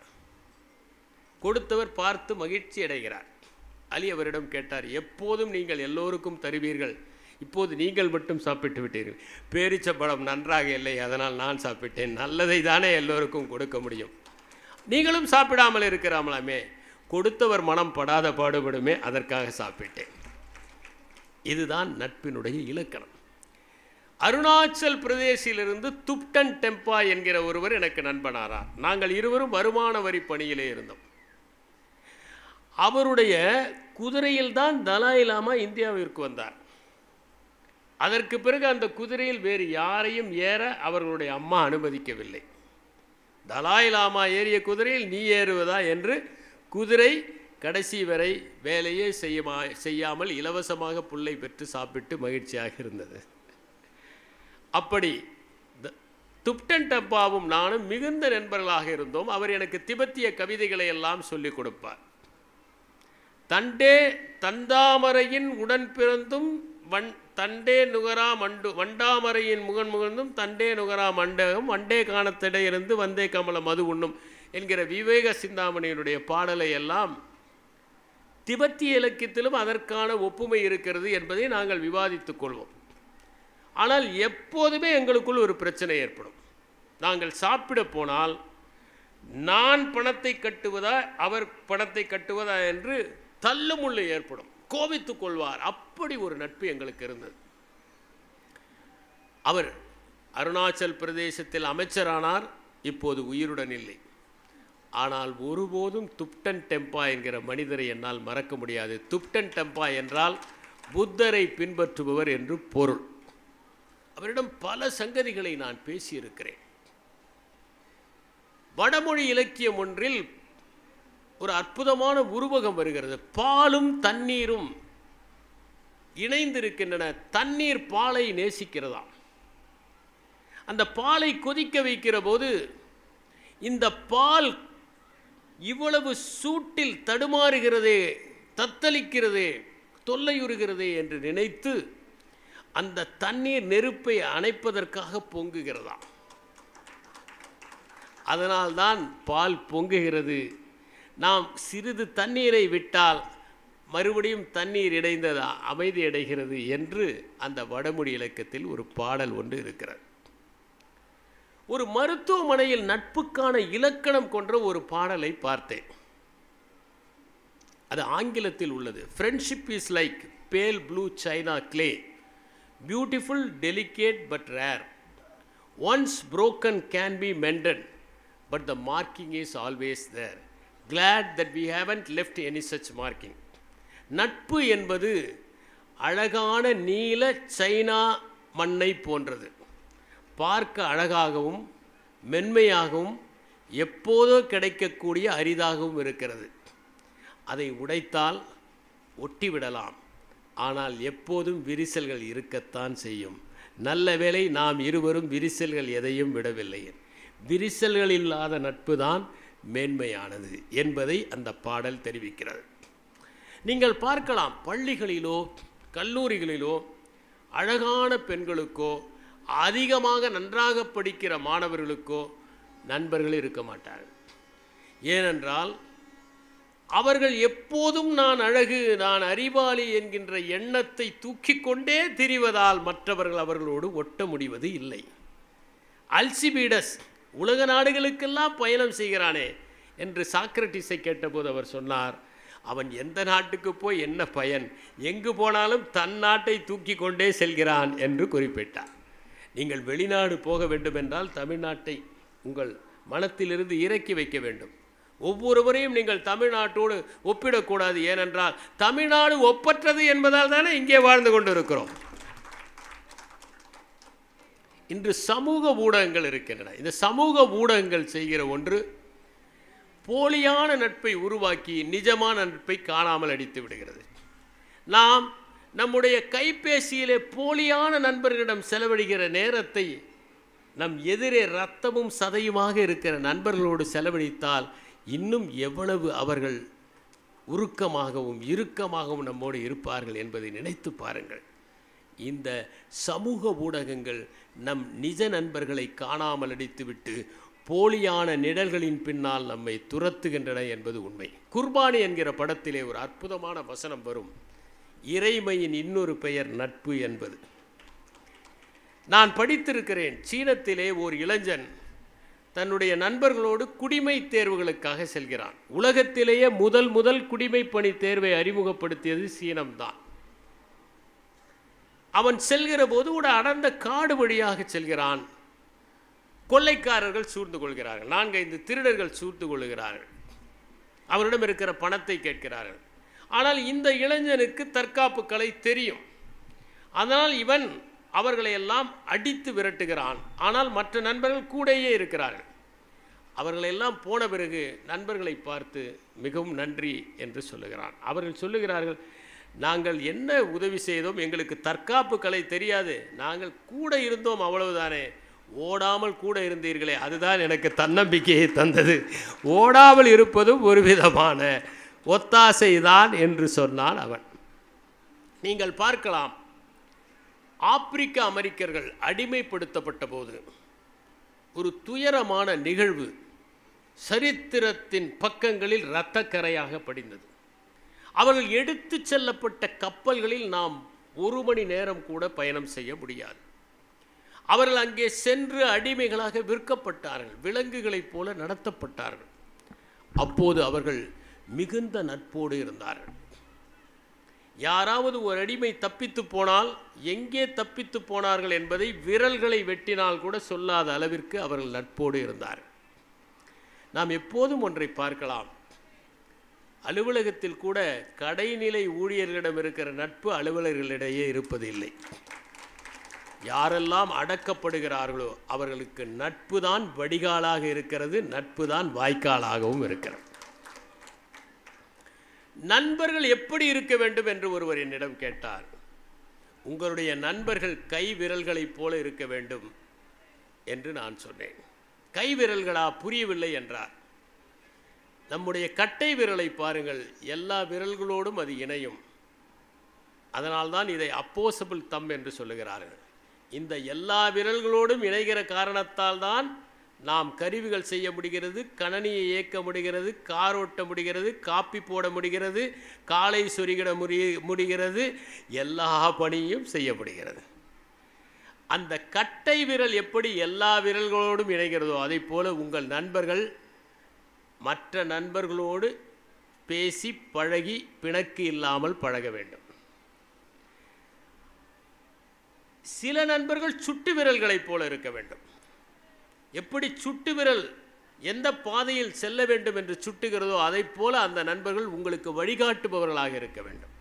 எந்த பாதையை தேர்ந்தெடுப்பது, எந்த பணியை தேர்ந்தெடுப்பது, துயரத்தில் எவ்வாறு நாம் நடந்து கொண்டால் அதிலிருந்து விடுபட முடியும், நெருக்கடியிலிருந்து விலகுவதற்கு என்ன செய்ய வேண்டும் என்று வழிகாட்டுகிற ஆசான்களாக இருப்பவர்கள் இந்த சுட்டு விரல் நண்பர்கள். நடுவிரல் வலிமையான விரல். இந்த வலிமையான விரலைப் போல வலிமையானவர்களை அருகில் வைத்துக்கொள். எப்போதும் நீதி நியாயம் பேசுகிறவர்களை வைத்தால் நீ செய்தது தப்பு என்பான். ஆனால் வலிமையானவர்கள் இருந்தால் நாம் தப்பு செய்தால் கூட அந்த நேரத்தில் நம்மை காப்பாற்றுவதற்காக அருகில் இருப்பார்கள். அவர்கள்தான் நடுவிரலை போன்ற நண்பர்கள். தப்பு செய்யாமல் காப்பாற்றுபவர்கள் சுட்டு விரல். ஒருவேளை தவறி போய்விட்டால் காப்பாற்றுபவர்கள் நடுவிரல். நம்முடைய விரலிலேயே மிகவும் பலவீனமான விரல் இதுதான். அதனால்தான் அதற்கு மோதிரம் போடுகிறோம். பலவீனமானவர்களுக்குத்தான் அவையெல்லாம் தேவைப்படுகின்றன. அதைப் போல பலவீனமான சிலர் உங்களோடு இருப்பார்கள். அவர்களை போற்றி பாதுகாங்க. அவர்களை கீழே இறக்கி விடாதீர்கள். ஏனென்றால் அவர்களும் உங்களுடைய நட்பை நாடி வந்தவர்கள். அவர்களுக்கு நீங்கள் உறுதுணையாக இருங்கள். சுண்டு விரல் இது எதுவும் செய்வதில்லை, ஆனால் எப்போதும் உடன் இருக்கிறது. எதுவும் செய்யாவிட்டாலும் உங்களோடு எப்போதும் வருகிறவர்களையும் வைத்து கொள்ளுங்கள். ஆகவே கைகள் விரல்களைப் போல வைத்து கொண்டால்தான் அவர்களை கைகளைப் போல இருப்பார்கள் என்று நான் சொன்னேன். ஜெஃப்ரி கிரிஃப் என்பவர் 4 விதமாக நண்பர்களை பிரிக்கிறார். ஒன்று, நெருங்கிய நண்பர்கள். அவர்கள் எல்லாவற்றிற்கும் உதவுவார்கள். ஆனால் அவர்கள் உங்களுடைய மனக்கவலைகளை எல்லாம் சொல்வதற்கு ஏற்றவர்கள் அல்ல. ஏனென்றால் அவர்களிடம் சொன்னால் தீர்வு கிடைக்காது. நம்முடைய இடத்திலே வைத்து கொண்டு அவர்கள் இதை பார்க்க மாட்டார்கள். நெருக்கமாக இருப்பார்கள். ஒன்றாக படிப்பார்கள், ஒன்றாக பணி செய்வார்கள், ஒத்தாசை செய்வார்கள், எல்லாம் உண்டு. இரண்டாவது, ஆத்மார்த்தமான நண்பர்கள். அவர்கள் நெருக்கமாக இருக்க மாட்டார்கள், எப்போதுதான் பார்ப்பார்கள். ஆனால் அவர்களிடம் எதையும் சொல்லலாம், அவர்கள் பரிகாரம் சொல்வார்கள். அவர்கள் சொல்லாமலே உங்களுக்கு உதவி செய்து விடுவார்கள். நீங்கள் ஒரு துயரத்திலே இருக்கிறீர்கள் என்றால் அவர்களிடம் அறிவிக்க வேண்டிய அவசியமில்லை. அவர்கள் வந்து உதவி செய்து விட்டு போய்விடுவார்கள். மூன்றாவது, நெடுங்கால நண்பர்கள். நான்காவது, பேருக்கு நண்பர்கள். சில பேர் பேருக்குத்தான் நட்பாக இருப்பார்கள். அரிஸ்டாட்டில் 3 விதமாக வகைப்படுத்துகிறார். அவர் சொல்லுகிறார், முதலாவதாக இருவருக்கும் ஒரே தேவை இருக்கிறது. வைத்தீஸ்வரன் ஒரு கவிதை எழுதியிருப்பார். பக்கத்து வீட்டுக்காரனிடம் நட்பாக இரு. உன்னுடைய மரத்திலே தேங்காய் பறிக்க அவன் வீட்டு ஏணி தேவைப்படலாம். உன் வீட்டிற்கு மாடு வந்தால் விரட்ட அவனிடம் இருக்கிற தடி தேவைப்படலாம். நீ கதவை பூட்டி கொண்டு சென்றால் தபால்காரர் வந்தால் வாங்கி வைப்பதற்கு அவன் தயவு தேவைப்படலாம் என்று. இப்படி தேவைக்காக நண்பர்கள். இரண்டாவதாக, இருவருக்கும் ஒரே மாதிரியான ஆர்வம். இருவரும் ஒரே நடிகரின் ரசிகர்களாக இருப்பார்கள், நண்பர்களாக இருப்பார்கள். இருவரும் மாலையிலே நடைபயிலுவார்கள், நண்பர்களாக இருப்பார்கள். இது ஒரே ரசனையால், ஒரே ஆர்வத்தால். மூன்றாவது, அவர் சொல்வது அற்புதமான நட்பு. நிக்கோமேஷியன் எத்திக்ஸ் என்கிற புத்தகத்தில் எழுதியிருக்கிறார். அதிலே அவர் சொல்கிறார், உங்களை உங்களுக்காகவே எந்த எதிர்பார்ப்பும் இல்லாமல் நேசிப்பவர்கள் இருக்கிறார்கள், அவர்கள்தான் உங்களுடைய உண்மையான நண்பர்கள் என்று அரிஸ்டாட்டில் குறிப்பிடுகிறார். நீங்கள் நினைக்கலாம், அப்படிப்பட்ட நண்பர்கள் இருக்கிறார்களா? இருக்க முடியுமா இந்த உலகத்திலே? நான் இங்கே பெருமிதத்துடன் சொல்லிக்கொள்கிறேன், அப்படிப்பட்ட நண்பர்களை நான் பெற்றிருக்கிறேன் என்பதால் தான் அந்த நட்பெனும் நந்தவனம் என்கிற இந்த நூலை நான் எழுதினேன், இங்கு பேசுகிறேன். நண்பர்கள் எவ்வளவு பேர் இருக்கலாம். அவர்கள் விண்மீன்களைப் போல அதிகமாக இருக்கக்கூடாது, விரல்களைப் போல குறைவாக இருக்க வேண்டும். ரோசி என்கிற ஒரு பெண் இருந்தாள். பணக்கார பெண். வகுப்புக்கு வருவாள். வகுப்பு மாணவர்களுக்கெல்லாம் விதவிதமான பரிசுகளை கொண்டு வந்து கொடுப்பாள். பள்ளி முடிகிற போது எல்லோருக்கும் பிடித்தமான நண்பரை எழுதச் சொன்னார்கள். எல்லோரும் எழுதி தந்தார்கள். ஆசிரியர் அறிவித்தார், ஒரு மாணவர் கூட ரோசியை பிடித்ததாக சொல்லவில்லை. அனைவரையும் சமமாக நடத்தினால் நட்பு மலராது. ஏனென்றால் அனைத்து விரல்களும் ஒரே மாதிரி இருப்பதில்லை. ஒவ்வொரு விரலும் வித்தியாசமாக இருக்கிறது. மூடுகிற போது சமமாக இருக்கிறது. அதுதான் விரலுடைய மகிமை. அதைப் போலவே ஒரு பெரியவர் வந்தார். ஒரு மாந்தோப்பிலே சிறுவர்கள் எல்லாம் விளையாடி கொண்டிருந்தார்கள். ஒரு சிறுவனை அழைத்தார். இவர்களில் யார் உன்னுடைய நண்பர்கள்? அவர் சொன்னான், எல்லோரும் என்னுடைய நெருங்கிய நண்பர்கள் தான். சரி, அந்த மாம்பழத்தை பறித்து கொடு. அவனுக்கு எட்டவில்லை. சிறுவர்களில் ஒருவன் குனிந்தான், இன்னொருவன் ஏறினான். அப்போதும் எட்டவில்லை. பிறகு அவர்களெல்லாம் ஒன்றாக சேர்ந்து ஒரு கோபுரம் போல ஆக்கி பழத்தை பறிக்க வைத்தார்கள். கீழே இறங்கி அவன் பழத்தை கொண்டு வந்து கொடுத்தான். இதில் ஒருவர் கூட உன்னுடைய நெருங்கிய நண்பர் இல்லை. ஏன் இப்படி சொல்லுகிறீர்கள்? உண்மையான நண்பனாக இருந்தால் போய் ஒரு ஏடி வாங்கி கொண்டு வந்து கொடுத்திருக்க வேண்டும், எளிதில் பறித்திருக்கலாம். அதுதான், புத்திசாலியான நண்பர்களையும் அருகில் வைத்துக்கொள் என்று அவர் அனுமதி. நான் படித்திருக்கிறேன். ஒருவர் இப்போதுதான் இறந்த மாதிரி இருக்கிறது. அவர் எங்கேயோ செல்கிறார். ஒரு அலங்கார வளைவு, அவருடன் ஒரு நாய் வந்து கொண்டிருக்கிறது, அவருடைய வளர்ப்பு நாய். ஒரு அலங்கார வளைவு, சொர்க்கம் என்று போட்டிருக்கிறது. உள்ளே போகிறான். நீங்கள் மட்டும்தான் வர வேண்டும், நாயை வெளியே விட்டு விட்டு வாருங்கள், எனக்கு இப்படிப்பட்ட சொர்க்கம் வேண்டாம் என்று சொல்லிவிட்டு அந்த நாயை அழைத்து கொண்டு செல்கிறார். மோசமான ஒரு வளைவு, என்ன இருக்கிறது என்று உள்ளே போகிறார் நாயை அழைத்து கொண்டு. எங்கே வந்தீர்கள்? இங்கே வந்தேன், இந்த இடம்தான் தெரிந்தது, உள்ளே வந்தேன். நாயை வெளியே விட்டு விட்டு வாருங்கள். இல்லை, நாயோடு வருவதற்கு எனக்கு அனுமதி இருந்தால் வருகிறேன், உள்ளே வாருங்கள். அப்படியா? இது எந்த இடம்? இது நரகமா? இதுதான் சொர்க்கம். அப்படி என்றால் அது நரகம், அப்படி என்றால் இது சொர்க்கம். ஏன் இப்படி?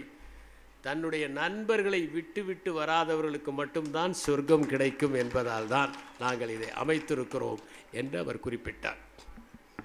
மென்ஷியஸ் என்பவர் ஒரு அற்புதமான கருத்தை குறிப்பிடுகிறார். 2 உடல்கள் உறையும் ஒரே மனம் நட்பு என்கிறார். உடல்கள் வெவ்வேறு, மனம் ஒன்றே ஒன்று என்கிறார். அதை எப்போது நாம் அடைய முடியும்? இருவருமே ஆக்கப்பூர்வமான சிந்தனைகள் உள்ளவர்களாக இருக்க வேண்டும், பாசிட்டிவிட்டி. சில பேரிடம் சேர்ந்தால் விரக்தியாக பேசியே வெறுக்கடித்து விடுவார்கள். அவர்களோடு பேசுகிற போது உங்கள் மனத்திலே எந்த உற்சாகமும் தோன்றாது, எதுவுமே சரியில்லை என்று சொல்வார்கள். அவர்களிடம் 5 நிமிடங்களுக்கு மேல் பேச முடியாது. அவர்கள் முகத்திலே ஒரு மலர்ச்சி இருக்காது. யாரிடம் பேசுகிற போது உங்களுக்கு நம்பிக்கை பிறக்கிறதோ, உற்சாகம் பிறக்கிறதோ, ஊக்கம் பிறக்கிறதோ, இன்னும் சிறிது நேரம் இவர்கள் இருக்க மாட்டார்களோ என்று தோன்றுகிறதோ, அவர்கள்தான் பாசிட்டிவிட்டி. சில பேர், என்னுடைய கல்லூரியிலே ஒருவர் படித்தார். அவர் குளியலறைக்கு செல்லுகிற போது சிரித்து கொண்டு போவார், திரும்பி வருகிற போது முறைத்து கொண்டு போவார். ஒரே மாதிரி சில பேர் இருக்க மாட்டார்கள். ஒரு நாள் புன்னகை சிந்துவார்கள், ஒரு நாள் உர்ரென்று இருப்பார்கள், சில நாள் என்று இருப்பார்கள், சில நாள் நாம் தான் அவருடைய சொத்தை எல்லாம் திருடி கொண்டதை போல இருப்பார்கள். இப்படிப்பட்டவர்களோடு நட்பு கொள்ள முடியாது. கன்சிஸ்டன்சி. 3வது முக்கியமானது, அதை தாண்டி அவர்கள் இருவருமே ஒருவருக்கொருவர் எப்போதும் ஒத்தாசை செய்பவர்களாக இருக்க வேண்டும். ஒருவருக்கு தொல்லை என்றால் அடுத்தவர் ஒத்தாசை செய்ய வேண்டும். டாரத்தி பார்க்கர் என்பவர் ஒரு மிகப்பெரிய எழுத்தாளர். அவர் சொன்னார், தன்னுடைய நண்பரை பற்றி குறிப்பிடுகிற போது சொன்னார், என்னுடைய நண்பருக்கு 18 மொழிகள் தெரியும், அது பெரிய விஷயம் அல்ல, ஆனால் இந்த ஒரு மொழியில் கூட இல்லை என்று சொல்ல தெரியாது. அவ்வளவு தூரம் உதவுகிற மனப்பான்மை கொண்டவர் அவர் என்பதற்காக சொன்னார். இப்போது ஹார்வர்ட் பிஸ்னஸ் ரிவ்யூ என்கிற அந்த இதழில் ஒரு கட்டுரையை படித்தேன். யாரெல்லாம் சின்ன வயதில் நண்பர்கள் இல்லாமல் இருக்கிறார்களோ அவர்கள் வயதான காலத்தில் அல்சைமர் வியாதியால் பாதிக்கப்படுவதற்கான வாய்ப்புகள் அதிகமாக இருக்கிறது. இப்போது பலருக்கும் தனிமையின் காரணமாகத்தான் சிறுவயது தனிமை முதுமை வரை நீடிக்கிறது. அவர்கள் வயதான போது மனக்குழப்பங்களுக்கு ஆளாகி நினைவு ஆற்றல் மறதிக்கு உட்படுகிறார்கள். எங்கே இருக்கிறோம் என்பதை தெரியாமல் அவர்கள் இருந்து விடுகிறார்கள் என்பதை அந்த முக்கியமான கருத்து சொல்கிறது. தனிமை என்பது இளம் வயதிலேயே என்று வருவதற்கு காரணம் சமூக ஊடகங்கள். இன்று இருக்கிற குழந்தைகள் வெளியே சென்று விளையாடுவதே இல்லை. கைபேசியிலே விளையாடி தாங்களே ஒரு மாய உலகத்தை உற்பத்தி செய்து கொண்டு அவர்கள் வாழ்வதால் வெளிவட்டார தொடர்புகள் இல்லாமல் பலரும் அகநோக்கிய பார்வை உடையவர்களாக இருக்கிறார்கள், புறநோக்கிய பார்வை உள்ளவர்களாக இருப்பது இல்லை. Introverts, not extroverts. அவர்களுக்கு மனநோய் வருவதற்கான வாய்ப்புகள் அதிகம் என்பதால் நீங்கள் உங்கள் குழந்தைகளை அதிகம் விளையாடச் சொல்லுங்கள், பழகச் சொல்லுங்கள். அது மிகவும் முக்கியம். ஒரு காலத்தில் சிற்றூர்களிலே ஒரு பெண்ணின் கணவன் இறந்துவிட்டால் அவருடைய உறவினர்கள் ஒவ்வொரு நாள் ஒவ்வொரு வீட்டுக்கு அழைப்பார்கள். அழைத்து சாப்பாடு போட்டு பலகாரம் செய்து, கவலைப்படாதே, நீ தனிமையில் இல்லை, நாங்கள் எல்லாம் இருக்கிறோம் என்று தெம்பு தருவார்கள். இப்போது அதெல்லாம் எதுவும் இல்லை. அதனால்தான் அதிக டிமென்ஷியா இப்போது வந்து கொண்டிருப்பதை நாம் பார்க்கிறோம். வரலாற்றையும் புனைவியலையும் எடுத்து பார்க்கிற போது ஹோமர் எழுதிய அந்த இலியடில் அக்கில்லஸ் என்கிற ஒப்பற்ற வீரன் வருவான். அவன் பிறக்கிற போது ஓர் அசரீரி ஒலிக்கும். இந்த குழந்தையினுடைய உடலை நீ ஸ்டைக்ஸ் நதியில் ஒரு முறை நனைத்து வெளியேடு. நதியில் நனைந்த பாகங்களை யாரும் அம்பால் துளைக்க முடியாது என்று. தாய் யோசிப்பால் எந்த பாகத்தை நாம் அவ்வாறு செய்யலாம் என்று.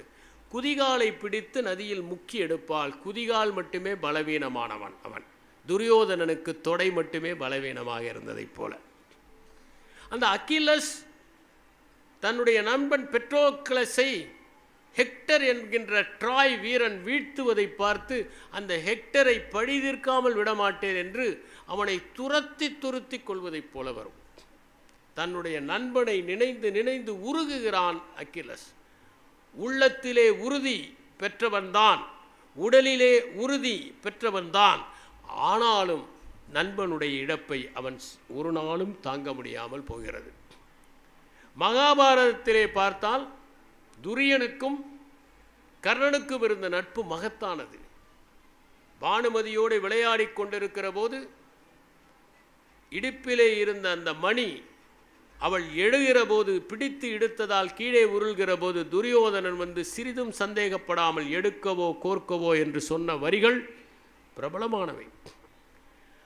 அவன் பானுமதிக்கு சொல்கிறான், நீ என் தங்கை மாதிரி, ஒன்றை உனக்கு உத்தரவாதம் தருகிறேன், நான் போர்க்களத்தில் உயிரோடு இருக்கிறவரை துரியனுடைய உடலுக்கு ஒன்றும் ஆகாது. பாண்டவர் பூமியிலே வாலி எழுதுகிறார், துரியனின் தோழமை கர்ணனுக்கு இரு கண்ணொக்கது.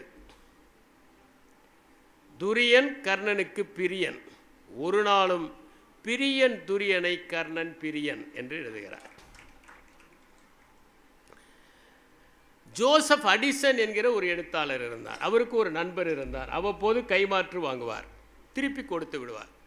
ஒரு முறை கைமாற்று வாங்கினார், திருப்பி கொடுக்கவில்லை. முதலில் கைமாற்று வாங்கி திருப்பி கொடுக்காமல் இருப்பதற்கு முன்னால் ஜோசப் அடிசன் எதை பேசினாலும் அதற்கு மறு பேச்சு பேசுவார், விவாதங்கள் நடக்கும். ஆனால் கைமாற்று வாங்கிய பிறகு அவர் எது சொன்னாலும் நீங்கள் சொல்வது சரிதான் என்று சொன்னார். ஒரு நாள் ஜோசப் அடிசன் சொன்னார், ஒன்று விவாதம் செய், இல்லாவிட்டால் வாங்கிய பணத்தை திருப்பி கொடுத்து விடு என்று சொன்னார். விவாதங்கள் நண்பர்களிடையே நடக்க வேண்டும். நண்பர்களுடைய விவாதம் என்பது கோழி தன்னுடைய குஞ்சை கொத்துவதைப் போல, மற்றவர்களுடைய விமர்சனம் என்பது கழுகு குஞ்சுகளை கொத்துவதைப் போல. தமிழ் இலக்கியங்களை பொறுத்தவரை ஔவையாருக்கும் அதியனுக்கும் இருந்த நட்பு அனைவரும் அறிந்தது. அதனால் தன்னுடைய நட்பை மதிப்பதற்காக அந்த நெல்லிக்கனியை அதியன் கொடுத்ததை மகிழ்ந்து ஔவையார் பாராட்டுகிறார். பாரிக்கும் கபிலருக்கும் இருந்த நட்பு உலக புகழ் பெற்றது. பாரியனுடைய பெண்களுக்கு திருமணம் செய்து வைத்துவிட்டு வடக்கிருந்து உயிர் துறக்கிறார் கபிலர். பிசிராந்தையாருக்கும் கோப்பெரும் சோழனுக்கும் இருந்த நட்பு அனைவரும் அறிந்தது. புரட்சி கவிஞர் பாரதிதாசன் பிசிராந்தையார் என்கிற ஒரு நாடகத்தையே எழுதியிருக்கிறார். திரு ஆவுடையப்பன் அவர்கள் குறிப்பிட்டதைப் போல 5 அதிகாரங்களை நட்புக்காக வள்ளுவர் ஒதுக்கியிருக்கிறார். தகவல் பரிமாற்றத்திற்காக 10 அதிகாரங்கள், நட்புக்காக 5. அதை பொருட்பாலிலே கொண்டு வந்து வைத்ததற்கு காரணம், நட்பு ஒரு அறமாக இருந்தாலும் நட்பிலே ஒரு பொருள் இருக்க வேண்டும் என்பதற்காகத்தான். அதிலே அவர் சொல்லுகிறார், நல்லவருடைய நட்பு நாளுக்கு நாள் வளரும். சில பேர் எடுத்தவுடனே நெருங்கி விடுவார்கள், 2வது நாளே பிரிந்து விடுவார்கள். ஆனால் நல்லவர்கள் மெதுவாக ஒருவரை ஒருவர் தெரிந்து கொள்வார்கள், படிப்படியாக புரிந்து கொள்வார்கள், பிறகு இணைவார். இணைந்த பிறகும் அவருடைய நட்பு வளரும். நேற்று இருந்ததை விட இன்று இன்னும் அடர்த்தியாக ஆகும். அதுதான் நட்பு. ஒரு நண்பன் எப்படி இருப்பான், எது சிறந்த நட்பு என்பதற்கு வள்ளுவரை விட சிறந்த இலக்கணம் யாரும் கூறவில்லை. நவில் தரும் நூல் நயம் போல பயில் தரும் பண்புடையாளர் தொடர்பு என்கிறார். நட்பு கூட சொல்லவில்லை, தொடர்பே. ஒரு நூலை நாம் படித்து விட்டோம் என்று சொல்ல முடியாது. திருக்குறளை யாராவது நான் படித்து விட்டேன் என்று சொல்ல முடியாது. கேட்டால் படித்து கொண்டிருக்கிறேன். நான் ஷேக்ஸ்பியரை படித்து முடித்து விட்டேன் என்று சொல்ல முடியாது. ஷேக்ஸ்பியரை படித்து கொண்டிருக்கிறேன். ஏன் படித்து கொண்டே இருக்கிறேன்? லாவோட்சுவை படித்து கொண்டே இருக்கிறேன். டாவோ டீச்சிங்கை படித்து விட்டேன் என்று சொல்ல முடியாது. நீங்கள் வேண்டுமானால் கன்ஃபியூசியஸை படித்து விட்டேன் என்று சொல்லலாம். ஏனென்றால் நீங்கள் திருக்குறளை படிக்கிற போது உங்கள் முதிர்ச்சிக்கு ஏற்ப அதன் பொருள் மாறிக்கொண்டே இருக்கிறது. அதைப்போல ஒரு நண்பன் ஒவ்வொரு முறை புரட்டுகிற போதும் ஒரு புது பொருளை தந்து கொண்டே இருக்கிறான். அவனிடம் அறியாத பக்கங்கள். மேன்மையான நண்பர்கள் தங்களுடைய எல்லா திறமைகளையும் முதல் நாளில் காண்பித்து விட மாட்டார்கள். எல்லா அறிவையும் வெளியே கொட்டி விட மாட்டார்கள். நீங்களாக தேடி தேடி அவருடைய அறிவை அறிந்து கொள்ள வேண்டும். அவர்களிடம் இத்தனை திறமையாவோ, இதை கூட இவர் தெரிந்து வைத்திருக்கிறாரா, இந்த புத்தகம் படிக்க வேண்டும் என்பது கூட இவருக்கு தெரிகிறதா, இந்த தலைப்பில் கூட பேசுகிறாரா, இவ்வளவு பெருந்தன்மை உள்ளவரா, இந்த உதவியை கூட செய்வாரா என்று நீங்கள் வியந்து வியந்து போற்றுகிற அளவிற்கு இருப்பவர்கள் தான் அந்த நவில் தோறும் நூணயம் போல இருப்பவர்கள். நட்பு எப்படி ஒருவரை பாதிக்கும் என்பதற்கு முன்ஷி பிரேம்சந்த் ஒரு கதையை எழுதியிருக்கிறார். சேவா சதன் என்று. ஒரு தவறான நடத்தை உள்ள ஒரு பெண்மணியுடைய வீட்டுக்கு முன்னால் ஒரு பெண்மணி போய் குடியிருக்கிறாள். தனிமை, வேறு வழியே இல்லை. தவறான நடத்தை உள்ள பெண்ணோடு பழகத் தொடங்குகிறாள். இவளும் நடத்தையில் கெட்டுப்போகிறாள் என்பதுதான் அந்த சேவா சதன் என்கிற அந்த அருமையான நாவலுடைய கதை. ஒரு அருமையான கதை ஒன்று உண்டு. ஒரு மகன் பணக்காரன், பணக்கார மகனுக்கு தந்தை இறக்கிற போது 3 அறிவுரை சொல்லுகிறாள். அதில் ஒன்று, உன்னை விட பணக்காரனிடம் நட்பு கொள்ளாதே. எப்போதுமே நாம் யாராவது அறிவுரை கொடுத்தால் அதை பரிசோதித்து பார்க்க வேண்டும் என்று நினைப்போம். இந்த மகன் நினைக்கிறான், தந்தையே இல்லை, வேறு யாரோடாவது அப்படி பணக்காரரோடு உறவு கொண்டால் என்ன? அந்த நாட்டிலேயே பணக்காரர் மன்னர் மட்டும்தான் இவனை விட. இளவரசனோடு சிநேகிதம் செய்து கொள்ளலாம், பார்க்கலாம் என்று இளவரசனுக்கு பரிசு பொருட்களோடு செய்கிறான். இளவரசன் அமர்ந்து பேசுகிறான், அடிக்கடி போகிறான். ஒவ்வொரு முறையும் விதவிதமான பரிசுகளை கொண்டு போகிறான். அந்த இளவரசனுக்கு ஆச்சரியம் ஏற்பட்டு விடுகிறது. இவ்வளவு பொருட்கள் கொண்டு வருகிறானே, இவன் வீடு எப்படி இருக்கும்? நான் உங்கள் வீட்டுக்கு வருகிறேன், நாளை இரவு வருகிறேன் என்று. அடுத்த நாள் இரவு போகிறான். தடபுடலான விருந்து, எல்லாவற்றையும் ரசித்துவிட்டு பரிசு பொருட்களை எல்லாம் கொடுக்கிறான். அங்கே ஒரு கிளி இருக்கிறது. மிக அழகாக பேசுகிறது, எதை சொன்னாலும் பேசுகிறது. அவன் கேட்கிறான், இந்த பரிசுகள் எல்லாம் வேண்டாம், இந்த கிளியை எனக்கு கொடுத்து விடு. திகைத்து போகிறான் அந்த பணக்கார இளைஞன். இந்த கிளியை தவிர வேறு எது வேண்டுமானாலும் கேளுங்கள், ஏனென்றால் இது கிளி இல்லை, இது என்னுடைய தோழன். யாராவது உங்களுடைய தோழனை தர முடியுமா? ஒருபோதும் தர முடியாது, தயவு செய்து விட்டுவிடுங்கள் என்று. கோபமாக சென்ற இளவரசன் ஒரு படையை அனுப்பி அந்த கிளியை மாய்த்ததோடு பொருள்களை எல்லாம் சேதப்படுத்தி விடுகிறான். அப்போதுதான் இவனுக்கு புரிகிறது, தந்தை சொன்ன அந்த உபதேசம் எவ்வளவு நல்லது என்று. நம்முடைய இலக்கியங்களில், அதுவும் குறிப்பாக சங்க காலத்திலே, ஆண்களுக்கு தோழமையை வலியுறுத்துவதை விட பெண்களுக்கு தோழியை வலியுறுத்துவது அதிகமாக இருக்கிறது. சரளா ராஜகோபாலன் அவர்கள் சங்க காலத்தில் தோழிகள் என்று ஒரு புத்தகமே எழுதியிருக்கிறார். ஏனென்றால் தோழிகள் நம்மை பிரதிபலிப்பதில் ஆடி, உடல் நலத்தை சொல்லுவதில் நாடி, ரகசியத்தை பாதுகாப்பதில் மூடி, நம்மை பாதுகாப்பதில் வேலி, அறிவுரை சொல்வதில் ஞானி. அப்படி இருக்கிறவர். தமிழ் இலக்கியத்துடைய சிறப்பு அது. அப்படிப்பட்ட சிறப்பு தோழிகளுக்கு ஏன் இருந்தது என்றால், அவர்கள் தலைவியை ஆற்றுப்படுத்துகிறவர்களாக இருப்பார்கள், ஆறுதல் சொல்கிறவர்களாக இருப்பார்கள். அதுதான் அந்த சிறப்பு. கம்பராமாயணத்திலே ராமனை நான் ஒரு பகல் பழகினால் உயிரையும் ஈவரால் என்று மேற்கோள் காட்டினேன். அதற்கு காரணம், உயர்ந்த பதவியில் இருக்கிறவர்கள் மற்றவர்கள் வந்து பேசட்டுமே என்று தான் நினைப்பார்கள். ஒன்றுமில்லை, ஒரே பதவியில் இருப்பார்கள். மாவட்ட ஆட்சியர் அலுவலகத்திலும் அதே பதவி, தாசில்தார் அலுவலகத்திலும் அதே பதவி. ஆனால் மாவட்ட ஆட்சியர் அலுவலகத்தில் இருப்பவர்கள் அவர்கள் வந்து பேசட்டுமே, நான் மாவட்ட ஆட்சியர் அலுவலகத்தில் இருக்கிறேன், அவர் வட்டாட்சியர் அலுவலகத்தில் தானே இருக்கிறார் என்று நினைக்கிற மனப்பான்மை உண்டு. ஆனால் ராமன் நடைபயிலுகிற போது எதிரே யார் வந்தாலும் இவன் முன்னால் சென்று பேசுவான். எதிர்வரும் அவர்களை எமையுட இறைவன் முதிர்தரு கருணையால் முகமலர் ஒளிரா, எது வினை இடரிலை இனிதினும் மனையே மதிதரும் இளையரும் வலியுகொள் எனவே. அவனிடம் சென்று நன்றாக இருக்கிறீர்களா என்று அவன் கேட்பான். அதனால்தான் தோடர்களை அவன் சகோதரர்களாக கருதினான். குகனோடும் ஐவரானோம், முன்பு பின் குன்று சோழ்வார் மகனுடும் அறுவரானோம், எம்முழை அன்பின் வந்த அழகமலர் காதலையே நின்னோடும் எழுவரானோம் புகழரும் காணந்தந்து புதல்வரால் பொழிந்தான் உந்தை. என் தந்தை என்னை காட்டுக்கு அனுப்புகிற போது ஒரு மகன் போய்விட்டான் என்று வருந்தினான். ஆனால் இப்போது 3 கூடுதல் மகன்களை பெற்றிருக்கிறார். 1 அனுப்பி 3 பெற்றிருக்கிறார் என்று பாராட்டுகிறார். அதுதான் கம்பருடைய அந்த கவி திறமையின் அடையாளம். நாம் சரித்திரத்தை எடுத்து பார்த்தால் 2 நண்பர்கள் இருந்தார்கள். உலகத்தையே தங்கள் சித்தாந்தத்தால் குலுக்கினார்கள். ஒருவர் வறுமையிலே வாடினார், ஒருவர் பொருளை துறந்து வந்து அவருக்கு உதவினார். அவர்கள்தான் கார்ல் மார்க்ஸ், ஏங்கல்ஸ் ஆகிய இருவர். இந்திய சரித்திரத்திலே பார்த்தால் அக்பர், பீர்பால் ஆகியோருடைய இருவருடைய நட்பு இந்திய புகழ் பெற்றது. பீர்பாலுடைய உண்மையான பெயர் மகேஷ் தாஸ். அக்பருக்கு மிகவும் நெருங்கியவர். ஆப்கானிலே ஒரு கிளர்ச்சி நடக்கிறது. அதை அடக்குவதற்கு யாரை அனுப்பலாம் என்று சீட்டு குலுக்கி போட்டபோது பீர்பாலுடைய பெயர் வந்தது. பீர்பாலை அனுப்புகிறார். அரைகுறை மனத்தோடு பீர்பால் அங்கே பலியாகி விடுகிறார். வெகு நாட்கள் அக்பர் சரியாக சாப்பிடாமல் கண்ணீர் வகுத்து பீர்பாலுக்காக வருந்தினார் என்று ஆபிரகாம் ஏராளி எழுதியிருக்கிறார். அந்த அளவிற்கு பீர்பாலின் மீது அன்பு செலுத்தினார்.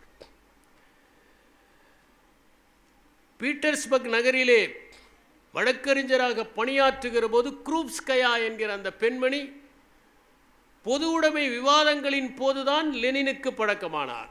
பிறகு அவர் மனைவியாகவும் ஆனார். அந்த குரூப்ஸ்கயாவிற்கு கடிதங்களை எல்லாம் சிறையில் இருந்து அவர் எப்படி எழுதுவார் என்பதே சுவையானது. காகிதங்களில் அவர் பாலினால் எழுதி கடிதங்களை அனுப்புவார். அதை விளக்கில் காட்டினால் மட்டுமே எழுத்துகள் தெரியும் என்கிற முறையிலே அனுப்பினார் லெனின். இவர்களெல்லாம் சரித்திர புகழ் பெற்றவர்கள். நட்புக்கு முக்கியத்துவம் கொடுக்காத இலக்கியமே இல்லை. ஷேக்ஸ்பியருடைய படைப்புகளை எடுத்து பார்த்தால் நமக்கு தெரியும். விரும்பிய ஒரு பெண்ணை மனம் செய்து கொள்ள வேண்டும் என்பதற்காக தன்னுடைய உடலில் 1 பவுண்டு சதையை கொடுப்பதாக ஒத்துக்கொண்டு ஆண்டனியோ பெசானியாவுக்காக அந்த ஷைலாக்குடன் ஒப்பந்தம் செய்து கொள்கிறான். கப்பல்கள் மூழ்கி விடுகின்றன. அப்போது பெசானியோ தன்னுடைய மனைவியான போர்ஷியாவின் மூலமாக வாதம் செய்து விடுவிக்கிறான். ஹேம்லெட்டுக்கு அதே போல ஹொரேஷியா என்பவன் மிகப்பெரிய நண்பனாக இருக்கிறான். அதை போலத்தான் கசியஸும் புரூட்டஸும் உயர்ந்த நோக்கம் ஒன்றுக்காக இணைந்திருப்பதாக சொல்லி நண்பர்களாக இருக்கிறார்கள். இப்படி ஷேக்ஸ்பியருடைய எல்லா நாடகங்களிலுமே நண்பர்கள் இருக்கிறார்கள். 5ஆம் ஹென்றி இளவரசனாக இருக்கிற போது ஃபால்ஸ்டாஃப் என்பவனை நண்பனாக பெறுகிறான். ஆனால் மன்னனாக பிறகு அவனை ஒதுக்கி வைக்கிறான். காரணம், இப்போது பொறுப்புகள் இருக்கின்றன, இது கேளிக்கைகளுக்கான இடமில்லை என்று ஒதுக்கி வைக்கிறான். நட்பு என்பது உன்னதமானது. நாம் உண்மையான நண்பர்களை பெற்றால் மனத்தளர்ச்சி வராது, மறதி வராது, அன்பு பெருகும், ஆதரவு பெருகும், மகிழ்ச்சி பெருகும். நண்பர்களை பெறுவோம். நட்பு என்கிற நந்தவனத்தில் தினமும் நடைபயிலுவோம். நன்றி, வணக்கம். இந்த தகவல் உங்களுக்கு பிடிச்சிருந்தா லைக் பண்ணுங்க, உங்க ஃப்ரெண்ட்ஸுக்கு ஷேர் பண்ணுங்க, மறக்காம எங்க சேனலுக்கு சப்ஸ்கிரைப் பண்ணுங்க.